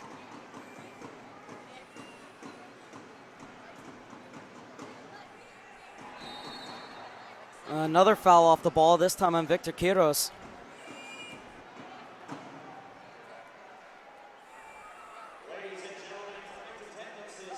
Quickly played across for Capinos, hits it first time. Quiros able to clear. This is a long sustained period of possession for Ontario. San Diego getting tired, needs to win that ball and get fresh bodies out there. It's a good run. Played into the corner, skipped across, and Toad did enough.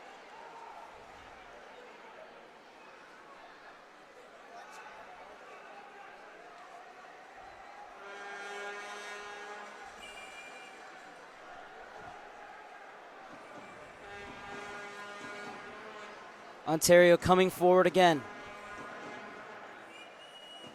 Have bossed the middle portion of this third quarter as it's 5-2 with 4.5 minutes left. Toulouse turns, sees the open turf in front of him, quickly closed down, and he'll guide it back to Reza. Toulouse, back to Reza. Reza skips by one, gets it off to Escoto, has Tovar ahead of him. Escoto takes the space, flicks it off to Tovar in the corner. Love the two-man game those two guys have played this evening. Tovar 2 goals and an assist in the first half. And the first one was provided by none other than Brandon Escoto. Beautiful stuff. Second goal. This is Gonzalez. Clips it in for Tovar off the boards. Gonzalez continuing his run, unable to force it home. Bodies flying, Mark. And now Pereira could be in. Toad is out to head it away. Held your breath there for a second. But Pereira went into that. Friend on friend. Thankfully, no one hurt. Pereira will hold it up. And he gets the foul on Tovar.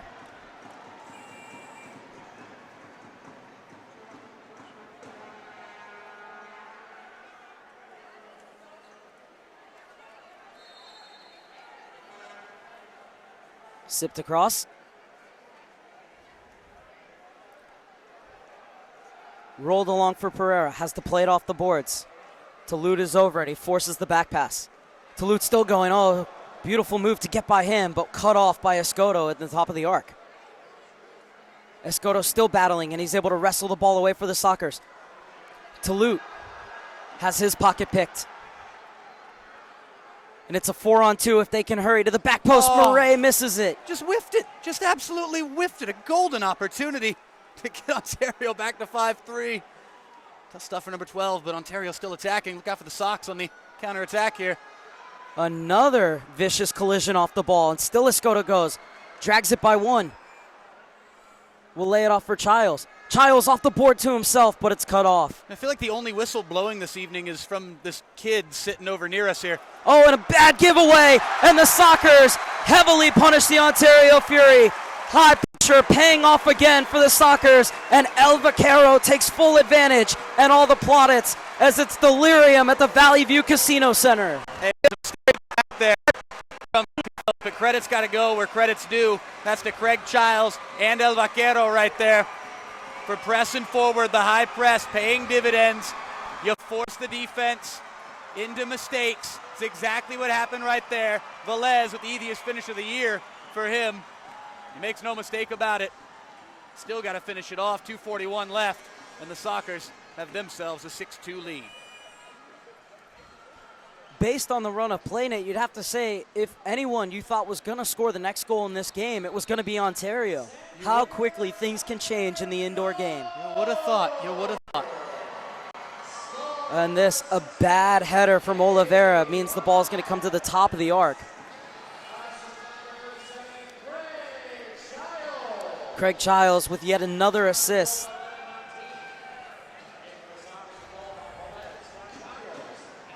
And it's going to be Pereira who stands over it. Pereira might go straight for goal here. That's exactly what Pereira tries to do, but it's off the wall.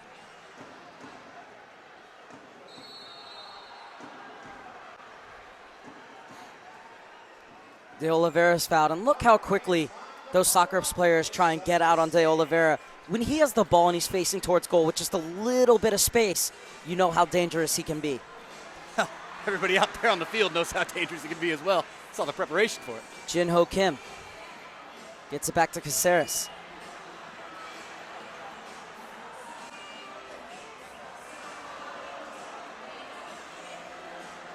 Final 2:15 of the third quarter. San Diego, with its sixth goal of the game, has now scored 101 goals in its history against the Ontario Fury. Kim is free at the back post, but can't pick out the far.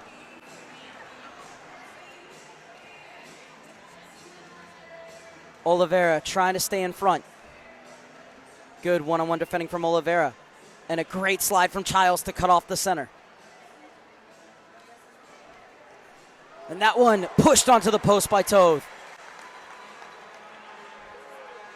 Oliveira unable to slide it forward. As Pereira able to prevent a breakaway from Matt Clare. Now he goes forward.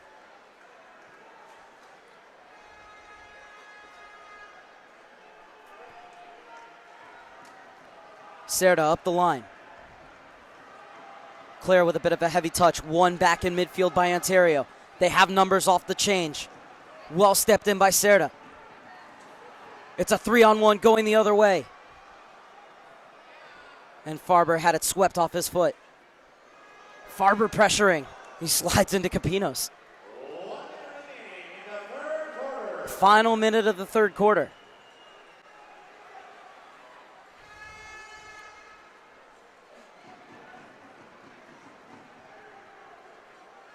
Pereira drives it into the corner looking for Cisse. Former U.S. Youth International battling for it. And it's cleared around. Soccer's upset, thinking there were too many men on the pitch there.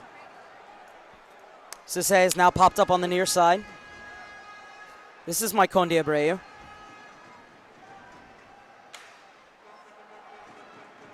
Flicked in and quickly closed down by three Sockers players was the target man. A lovely skill to get away from Talut. The Sockers doing a great job to push those target forwards into the corner. They'll be whistled for a foul, and it's a free kick for Ontario with 5.6 seconds left.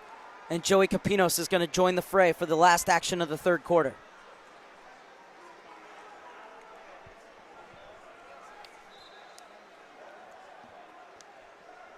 Can the Sockers go into the final 15 minutes with a 4-goal lead? And a timeout going to be called by Bernie Lillivall, and rightfully so. You know, you gotta love a good timeout with 5.6 seconds left in the quarter. You know, it just never gets old. Crowd just loves it. Bernie Lillivall knows something about scoring these set pieces. Over 1,000 points in his career for Bernie Lillivall, who was named the MASL Coach of the Month, alongside De Oliveira, his player who was the Player of the Month, and rightfully so for the way he was able to turn this ship around for Ontario. What a turnaround it was for Ontario. What a hot streak they went on to get in to these playoffs. Just the one loss to Soles de Sonora. That quality run for the boys from the Inland Empire. But running into the buzzsaw that is the San Diego Sockers. Good night so far for the boys in white. Still a long way to go in this thing. And obviously, Lillivaux knowing they need a goal right here. Plain and simple. Especially if Ontario can score a goal here in the final 5.6 seconds of this third quarter. Either way, we're going to be in for a grandstand final 15 minutes here at the Valley View Casino Center. So Ontario's back out. One of their 2 goals have come from set pieces. Another from a bit of individual brilliance from Leonardo de Oliveira. De Abreu and de Oliveira are the shooters. Deep end, trying to will the ball away from the San Diego goal.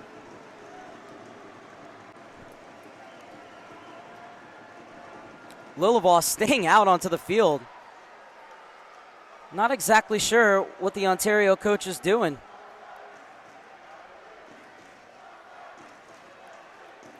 Well, he's waiting for the officials who are having a conference over on this near side. So everybody is out, everybody is ready, except for the officials who are over at the scores table. Are you ready?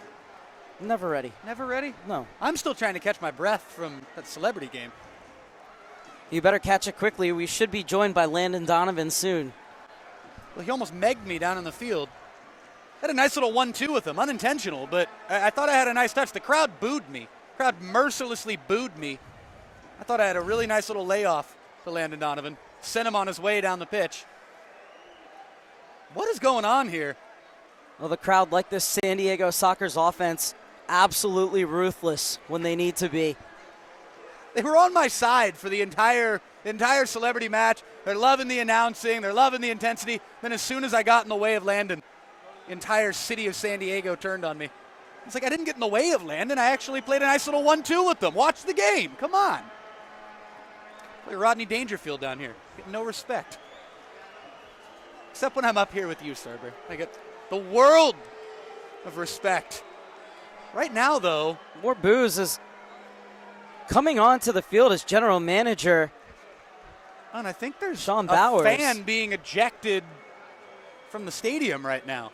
And you see Pereira having a conversation with a Sockers fan right by the boards. The entire game is stopped right now as the boos rain down. Because he's been hassling Bernie Lillivaugh, is that what it is? I'm wondering what's going on here. Well, some unsavory scenes here at the Valley View Casino Center. Hope we can sort them out and get these final 5.6 seconds underway. This is not a good look for anybody right now. I would never want to admit live on air that I'm enjoying any of this. Well, it's all part of the playoffs, isn't it? The passion of the rivalry between the San Diego Sockers and the Ontario Fury reaching fever pitch, and we're not even on it. What on earth is happening here? And Pereira still over there. And Lillivaugh as well. But you know what? This has got to work in the favor of the Ontario Fury. They've had that much more time to work out this set-piece plan. Who will be the more spry of these teams on the field after that long layoff? Oh, just when you thought you'd seen it all. Oh, with these teams, you never have. Something new will always spring up, and we still got 15 more minutes of this and 5.6 seconds here in the third. Can Ontario have the deficit played across, blocked off by the Sockers, cleared away by Farber, and that is how the third quarter is going to end. The Sockers take a 4-goal advantage into the fourth. They lead 6-2 heading into the final 15 minutes. Hi, thanks for checking out American Spa and Pool Pros. We provide liability insurance for pool service professionals. Whether your business is pool repair, builders, remodelers, plasterers, or just about any service for swimming pools, we have a plan for you. Our customers love us, and they keep coming back year after year.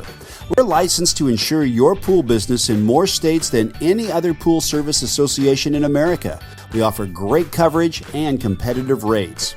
There's a flexible plan that's perfect to protect your business and your livelihood. Have a question? Just ask. We look forward to you becoming a member of ASAPP today.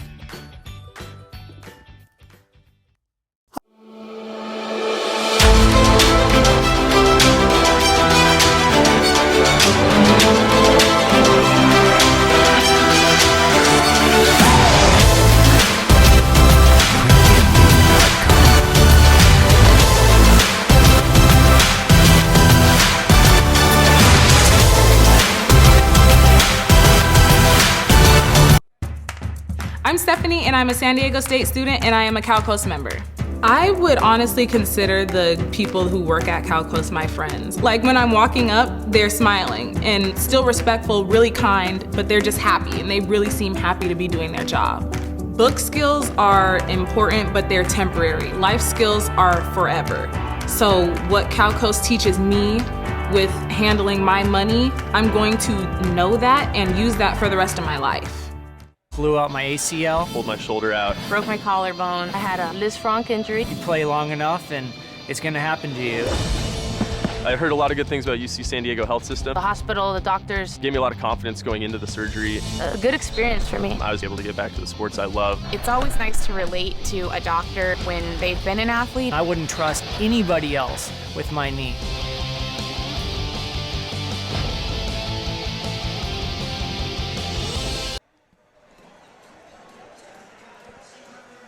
Heading into the final 15 minutes of Game 1 between the San Diego Sockers and the Ontario Fury. Mark Serber alongside Nate Abarea. Nate, San Diego 6-2 lead. What do they need to do in these final 15 minutes to make sure they take Game 1? Stay tight, stay organized, keep playing the game that they're playing. Keep playing the game you're playing. It's one of my favorite football cliches in the book. But really, they've done everything fundamentally sound this evening. There has not been a single lapse. I mean, apart from a tenth of a second eyeball lapse that happened on the first goal for the Fury, the second goal for Ontario was just a thing of beauty, that absolute blistering drive that made the score 4-2. I mean, other than that tiny little lapse in concentration on that set piece, there has not been any moment of disorganization, any moment of confusion. The Sockers have played an entirely fundamentally sound game this evening. If they do that for another 15 minutes, they are going to win Game 1. Final 15 minutes from the Valley View Casino Center and overtime, if necessary, between the San Diego Sockers and the Ontario Fury. Sockers with a 4-goal cushion, and Toth gets it forward. Gonzalez tried to prod it through. How many times have we said it this year? The Sockers holding a 3 or 4 goal lead going into a quarter, how big the first goal of the fourth quarter could be. And that was a crucial intervention from Escoto. Ontario maintains possession. 30 seconds gone in the final quarter.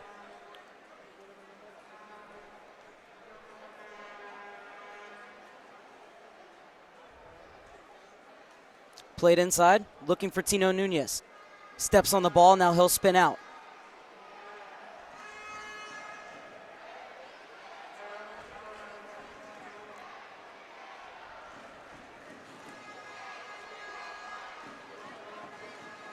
Sockers staying compact, not taking any sort of gambles on the defensive end.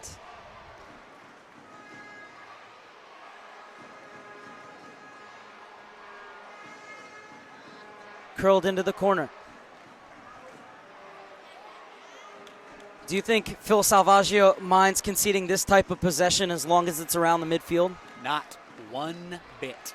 Stay organized, fundamentally sound, be smart. There's got to be a foul down there against Cisse. It is. No, not one bit. Suits the Sockers just fine. Good defending from Oliveira to win the free kick as Cisse tried to break down the house on the dribble. And if you got 5 defenders back in white and you just want to concede possession, you can have all the possession they want. Scoreline's going to say just the same. Well, those are the kind of giveaways the Sockers can't afford in midfield. It's Caceres who's pressing.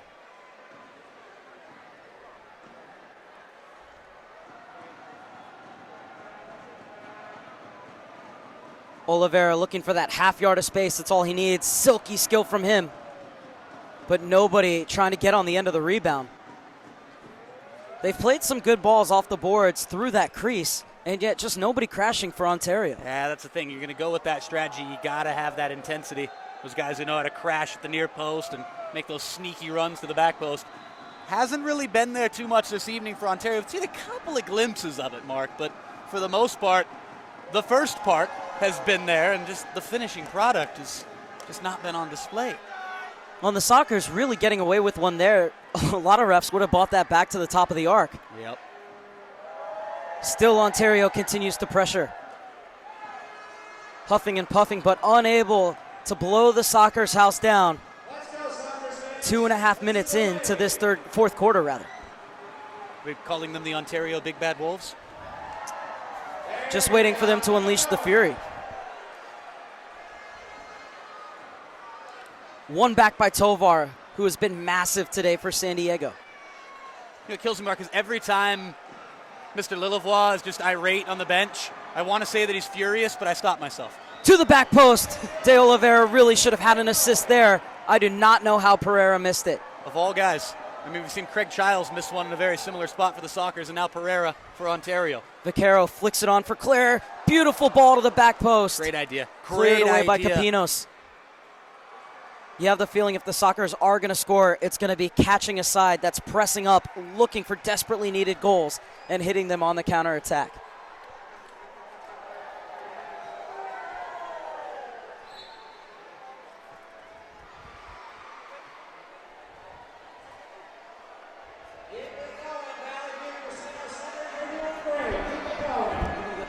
Fluffy pat mic here.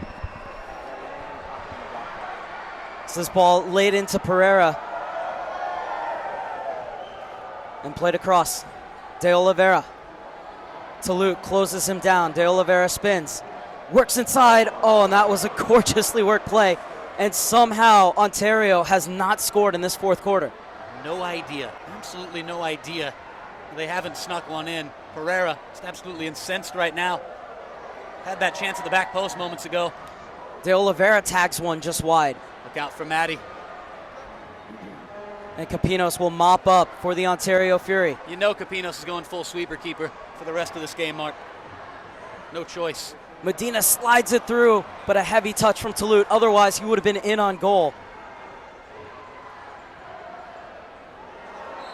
And that will be a foul on Max Talute, as we are honored now to be joined by Landon Donovan. Thank you so much for joining us. First of all, what were your thoughts on that celebrity game? I mean, so many bodies out there, probably less room than you had against Mexico at times. Yeah, it was interesting, and sometimes when people don't know what they're doing, they become the best defenders. So it was fun, and I think everyone had a great time. It's been a really great night here, great crowd, and the Sockers are winning, so that's a big plus. You came out to training on Thursday. What were the first things that you noticed about the differences and the nuances between the indoor and the outdoor game? I'm sure most guys say the same thing, but in outdoor soccer, you use the sideline and the end line as your friend when you're defending. And here, if you're not aware, then the ball's right back at you and in your face again. So it's the reason I like it is because you've got to be alert all the time. And I always got frustrated with players on my team who weren't always tuned in and alert. Here, if you're not alert, you get exposed, and I think it's great. And we've seen it a couple times here. The Sockers not alert at the back post, and yet somehow Ontario just unable to stick them in. What has stuck out to you in this game so far tonight? Well, I think just training with them and then watching tonight how fit they are. This is, for most of them, I assume have some other job, but they treat this like it's their full-time job, and their fitness, their training session they were put through was a real training session that you would be used to at any level of soccer. So I'm really impressed with that. And then just their ability to get out of tight situations is really impressive and something you don't see as often on the outdoor game. And Landon, I'm sorry to ask you this. I know you went through it last season. Is there any way we can coax you out of retirement for this Ron Newman Cup run? Well, if I only have to be on the field a minute at a time, I think I would consider it, yeah. Well, Landon, you said you grew up playing indoor soccer. You grew up playing the indoor game. You said you and your buddies would go play twice a week in the local indoor setting where you grew up, and maybe that passion will just continue to burn. And if we look forward to the 2017-18 season, who knows? Landon Donovan in a Sockers uniform? Well, I have to say, playing indoor was always more enjoyable for me than playing outdoor because there's constant action, and as an attacker, you're always in front of the goal. So I loved it. I loved the ability to. You can play for 10 minutes and you're fully sweating, feel like you have a great workout in, and I never say never, so I'm going to be a supporter and a fan no matter what, and then above and beyond that, you never know. And obviously coming out beforehand, great reception from this crowd, talking about Soccer in San Diego, and tell us what's been going on in that push to bring Major League Soccer to this great city. There's a lot, but it all starts with the people. And if you don't have the people on board and the people behind it, then none of it matters. And so what we want to do and what we have been doing is trying to engage all soccer fans in San Diego and let them know that this could be a reality. They have a chance to make history and leave a legacy in this town that, frankly, the Chargers have now voided. And we want to be a team and a franchise and a sport that is here forever. You can see here with I don't know how many thousands of people that people love this game here. And we want to help bring the outdoor game here as well. Cisse continuing to dribble, twisting and turning, but just nothing in front of him, has to go back with it. Diabreu unable to smuggle it through, and now it's Toulouse looking to lead the charge for San Diego. Toulouse continuing his run, and the return ball was behind him. So we like to ask the hard-hitting questions here at the San Diego Sockers. Going back to the celebrity game, was it a penalty on Shannon McMillan? I would tend to say yes, but I was on our team, so I'm a little biased. Is there anything you're seeing here where you're saying, okay, if Ontario would do this or kind of switch this up, then I think they might be able to pull a few goals back and get back into it? Well, I mean, you guys have forgotten more about the indoor game in the last 10 minutes than I will ever know, right? But what I was interested to hear the other day was that at the end of games, when a team is losing, they'll pull their goalie out, much like you would in hockey. And sometimes you can pick up 2 or 3 or 4 goals at the end of the game and make it a game. So you look at it and you say 7 minutes left, 6-2, seems comfortable, but from what I understand, it's not. So I think using that advantage could be something that would be beneficial for Ontario. Landon, what I need to ask you, what I need to get out right now is, did I hold my own down there as the MC of that celebrity game? I got in the way only twice, and one of those times that I got in the way, it almost worked out with a nice little 1-2 between us, and you were through on goal. I would say you were the Ontario Fury tonight of MCing. I tried. I gave it my all. I worked up a sweat down there. You tried your hardest. I worked up a You sweat got to down get out of the way. That's rule number 1. Doesn't matter what you say. Get out of the way. You know, these San Diego Sockers players have yelled that at the refs so many times. I can't tell you how many times I've heard that when I've been down on the floor. Well, it's another piece of the game you don't think about, but the referees are in the action as well, right? And it's all part of it. But it goes back to what I was saying. The game is so fun to watch, and it's so exciting for a fan to come see because there's constant action and there's always something happening right around the corner, and I think that's why people are drawn to it here. Well, the one good thing about getting in the way the one time that I did there is I got mercilessly booed by 6,000 people. So Right. that was a fine experience. So Again, I'm you're glad the we all got Ontario to enjoy Fury, that. Remember? You're getting booed by everyone here.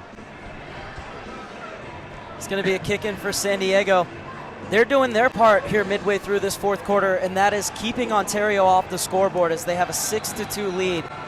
Looking to take the Game 1 advantage heading into Ontario on Tuesday night as Toth brings it over the three-quarters line. Can you guys help me understand now, if they win tonight, then it's aggregate in the next game? So if they win tonight, but Ontario wins, as Reza scores his own rebound. Beautifully placed downward header from Ray Reza. The defender gets his name up in lights. Reza, never one to quit. What a game he's already played this evening.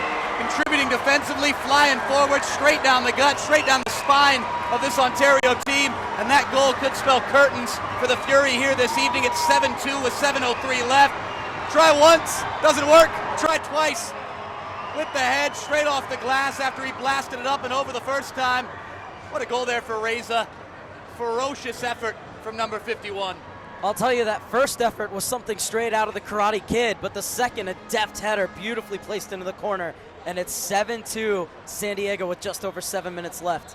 So the Sockers with this potentially, still time for some craziness to develop as they're going already with the sixth attacker, as Landon alluded to a few moments ago. Sockers get the win tonight. Whole new ball game on Tuesday up in the Inland Empire. And if the Sockers are to win that game, then the series is over. If Ontario wins on Tuesday night, it goes to a 15-minute mini game that follows Game 2, immediately following Game 2. If Ontario were to win Game 2 on Tuesday night up at their home arena would go to the 15-minute mini game, the dreaded mini game or the beautiful mini game, depending on how you look at it. And so then if that game were to be tied, what happens? Golden goal. Then you just play golden goal till someone scores. Pretty much. You have periods, but next goal wins, walk off. Kind of like hockey. Yeah. Right. Okay.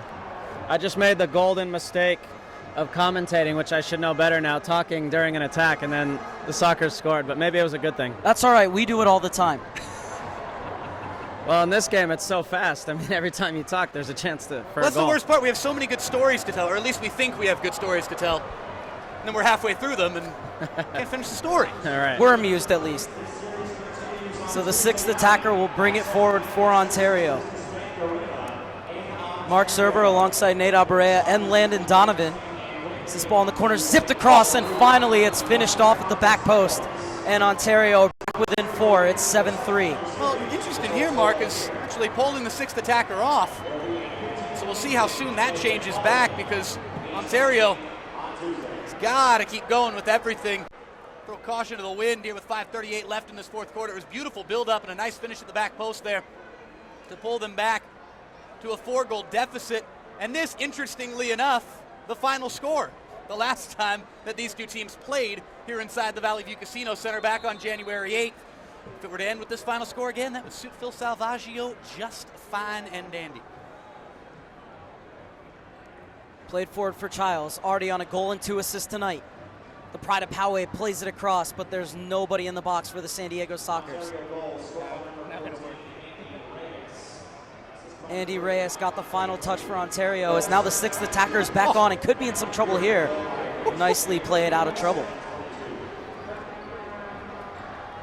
So Landon, something I've always wanted to ask a player such as you is, what is it like to score a goal and know that you are scoring a goal that is making people from New York City to up into the middle of nowhere, Montana, just so elated and proud to be American and to just kind of revel in the joy of what you've done?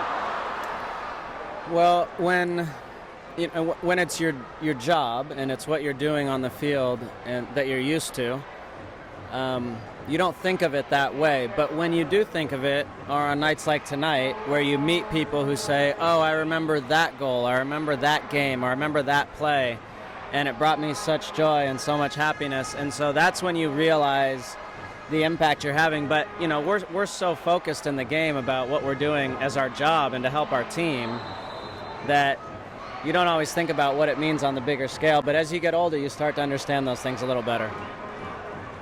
It'll be a kick in for the Ontario Fury. 4 minutes and 15 seconds left, and it's the 6th attacker who's over it. And very interesting here, Landon, from head coach Bernie Lillival for Ontario. It's almost like an offense-defense thing. When the Sockers have the ball, the keeper comes back out.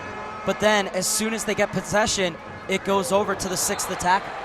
Yeah, I mean, it's smart, right? It's a little bit in that hockey mold where when you have possession, you bring the extra guy on, and when not, try to defend and get it back as quickly as possible. And it's makes the game a lot more exciting. It's more fun to watch now at the end when it was 7-2, and now you think, okay, 7-3, it could be a game here. Reza was being held up. He wants advantage to be played. Instead, it's going to come all the way back. And just as we talked about, the 6th attacker was coming off, and goalkeeper Joey Capino said, nope, I'm staying on the bench. You get back out there. So Sockers essentially playing a man down for as long as the 6th attacker is going to be out there. And it looks like Bernie Lillival's idea is to keep him out there for the rest of these 3 minutes and 59 seconds. With the extra attacker out there, you'd say the field is crowded. It's nowhere near as crowded as it was during that celebrity match. I can attest to that. As I can as well. Trying with all my might to stay out of the way, Landon. There were times where I definitely thought, all right, I think you could get through there, but you're trying not to step on people or hurt anyone. And so I could see that kind of, well, do I go and I make this run and kind of put everybody's lives in danger, or do I just stay and play it safe? Well, the last thing you want is someone to get hurt, right, in a game like this. But it's hard because we're all competitive. We want to win, and so, you kind of balance that. San Diego looking to steal one with the empty net. Have a 7-3 lead with just under 3.5 minutes remaining in the final quarter. Pereira brings it down. Shows those beach skills off the juggle. It was such a beach ball moment right there. Such class, Pereira. And Pereira to the back post, and a good save at the near stick by Chris Tove. U.S. beach soccer on full display. That's a very heavy challenge. The blue card is going to come out against El Vaquero, and now the Sockers will be down 6-4 as it's the first power play of the night for either side. That's the last thing that Phil Salvaggio wanted here. It's game on and away. If Ontario can get a quick goal here, they're going to stay with the extra attacker. It's basically 6v4 out on the pitch. They can get a quick one here. This game ain't over by a long shot. It's Pereira who will lay it off on the restart. Vaquero in the box for 2. Pereira lays it off. Oh, what a bad mistake. Oliveira rolls it down the turf. And unable to get it in his Farber. Unbelievable. And I got to tell you, from that angle, if I were Farber, I might think about just dragging that back and holding it up and burning some time off this penalty. Easier said than done. Way up here, Farber was sniffing it all the way. I mean, you make a run like that, I think you're entitled to take the chance. I agree with that. Striker's mentality, Landon. Amen. Farber blocked. Good defending, and it was off of Pereira last, so the ball will go the way of the San Diego Sockers. And now Capinos has to come back on. When there's a, we'll call it a free kick like that for the Sockers, can they score directly from it? No, it's indirect when it's a kick okay. in, yeah. Pinos back in the game now and straight back out of the game. Love of the offense-defense switches from Lillavois here in this fourth quarter. I do not envy our stats man, Duarte Andrade, who has to keep track of every time Capinos goes on and off. Duarte, how many times Capinos come in and out? Here. Yeah, no. Just kidding. Well, that's never a good sign. Our stats man Andrade just threw up his hands. Palms to the heavens, says Duarte Andrade. And that one flashed off the near post, and Pereira will retrieve it. They don't call him the best stat man in the MASL for nothing, folks. Final 2 minutes from the Valley View Casino Center. A chance at the top, beautifully placed into the upper corner. Don't go anywhere yet. A goal that Landon Donovan would have been proud of. It's 7-4. I never scored a goal like that, I promise that. Well, you were never wearing a sixth attacker jersey. However, if you play your cards right, you could be by the end of the season. Who knows? A roofing one from close range. I know it was a different angle, but almost reminded me of the goal against Slovenia in 2010, you know? Exactly what I was thinking of. Only difference was you're getting in from the side. Thanks, guys. Should have you travel with me. The Landon Donovan Roadshow with Mark Serber and Nate Abarea. We're here for you. All right, Capinos wants to get back off the pitch right now. He's saying, why am I still here? So one more goal from Ontario, and we could be in for a grandstand finale, as that last one will go down as a power play goal. But Oliveira slips it in. Sockers swimming towards game 1. LSO, never a dull moment. What a finish for the Sockers, just when you thought Ontario was going to have a chance to climb back into this thing.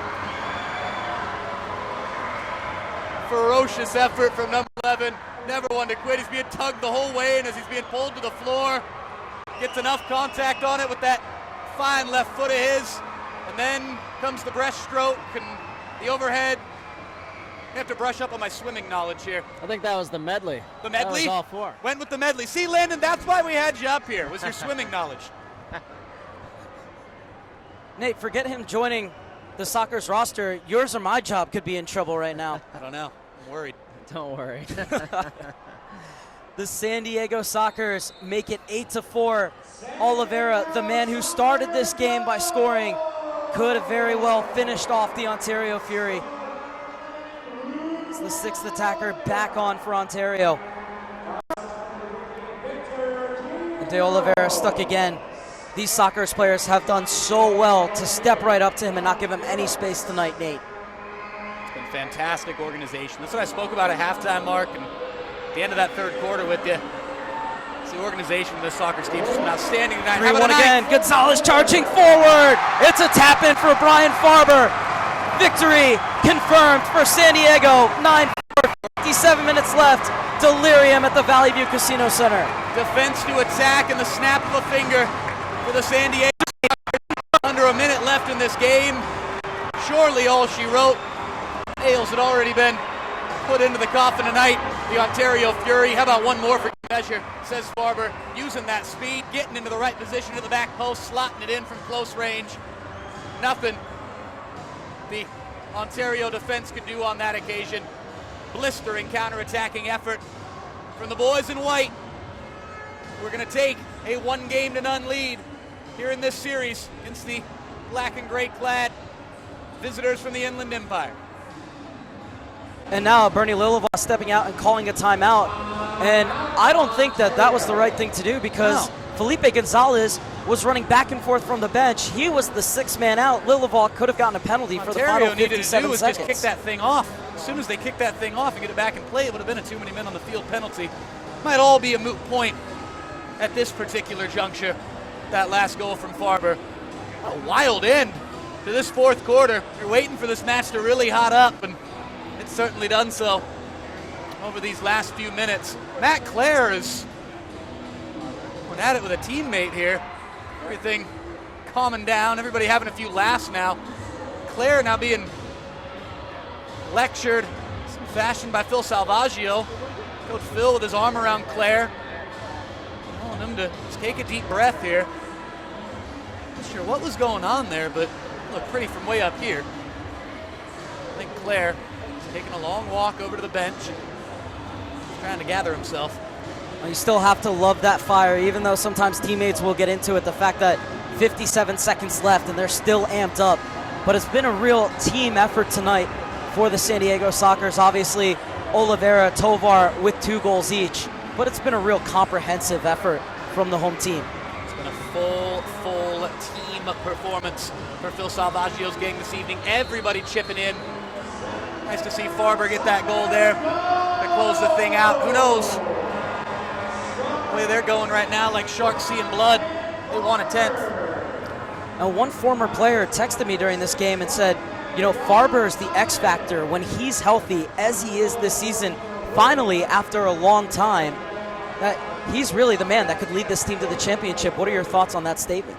I think he very much could be that X factor guy, that you just kind of add on here. See if the X factor can make it a clean X.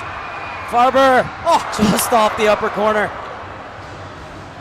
Gonzalez wants to get on the end of it. He's hammered, and it's going to be a foul on Andy Reyes. No, I'm with that. Farber could be that difference maker, could be that jolt of energy right when the Sockers need it. And on nights when, say, Craig Childs is shut down for all intents and purposes, where Matt Clare maybe has a slower night, where Toulouse is slowed down, where Tovar is slowed down, you got to have those guys that can just be that one to chip in that crucial playoff moment. You hear that all across any sporting landscape in baseball, with that one guy who pops up in September or October, that practice squad guy in the NFL who comes on the team for a playoff run. Farber's had struggles with injury this year, and it's almost worked out perfectly for Phil Salvaggio because he's really hitting that stride right now personally at full health and really at a fever pitch in terms of how he's playing, and very much could be that X factor for this team, Mark. Absolutely. Final 4 seconds from the Valley View Casino Center. The San Diego Sockers will take a 1-0 lead over the Ontario Fury with the return match on Tuesday. Final thoughts, Landon Donovan. I gotta take it down to Dave.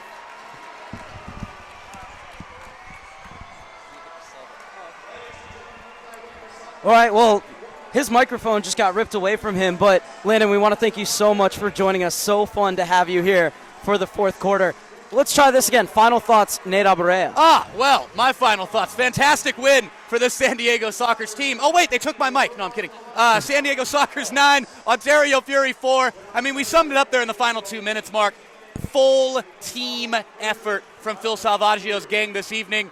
If I'm going to have to pick 2 guys that really shine this evening, actually, I'm going to have to spotlight one man. Eric Tovar did it all. That early jolt for the Sockers back in the first half. Tovar was the star of the first 30 minutes, and maybe not the guy who you would expect the guy who you would predict to be the up and away star in the first half. But that's what I'm talking about. That's what the Sockers are going to need here in this playoff run if they're going to go all the way. Well, thank you so much to Landon Donovan for joining us. Thank you to our wonderful producers, Ross Callan and Dave Evenson, and my broadcast partner, Nate Aberea. Great job as always. Signing off from the Valley View Casino Center, I'm Mark Serber, saying goodnight from San Diego, where the Sockers take Game 1 over the Ontario Fury by a score of 9-4.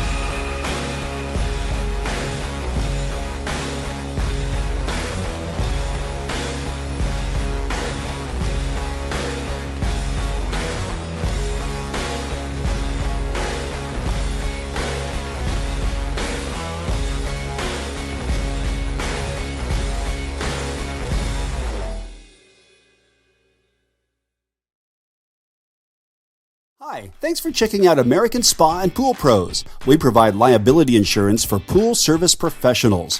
Whether your business is pool repair, builders, remodelers, plasterers, or just about any service for swimming pools, we have a plan for you. Our customers love us and they keep coming back year after year. We're licensed to insure your pool business in more states than any other pool service association in America. We offer great coverage and competitive rates. There's a flexible plan that's perfect to protect your business and your livelihood. Have a question? Just ask. We look forward to you becoming a member of ASAPP today.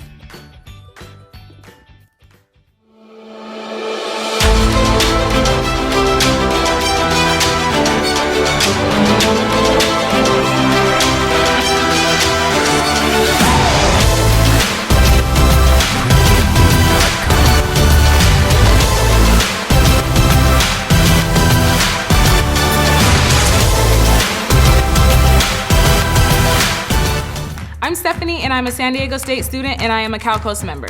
I would honestly consider the people who work at Cal Coast my friends. Like when I'm walking up, they're smiling and still respectful, really kind, but they're just happy and they really seem happy to be doing their job.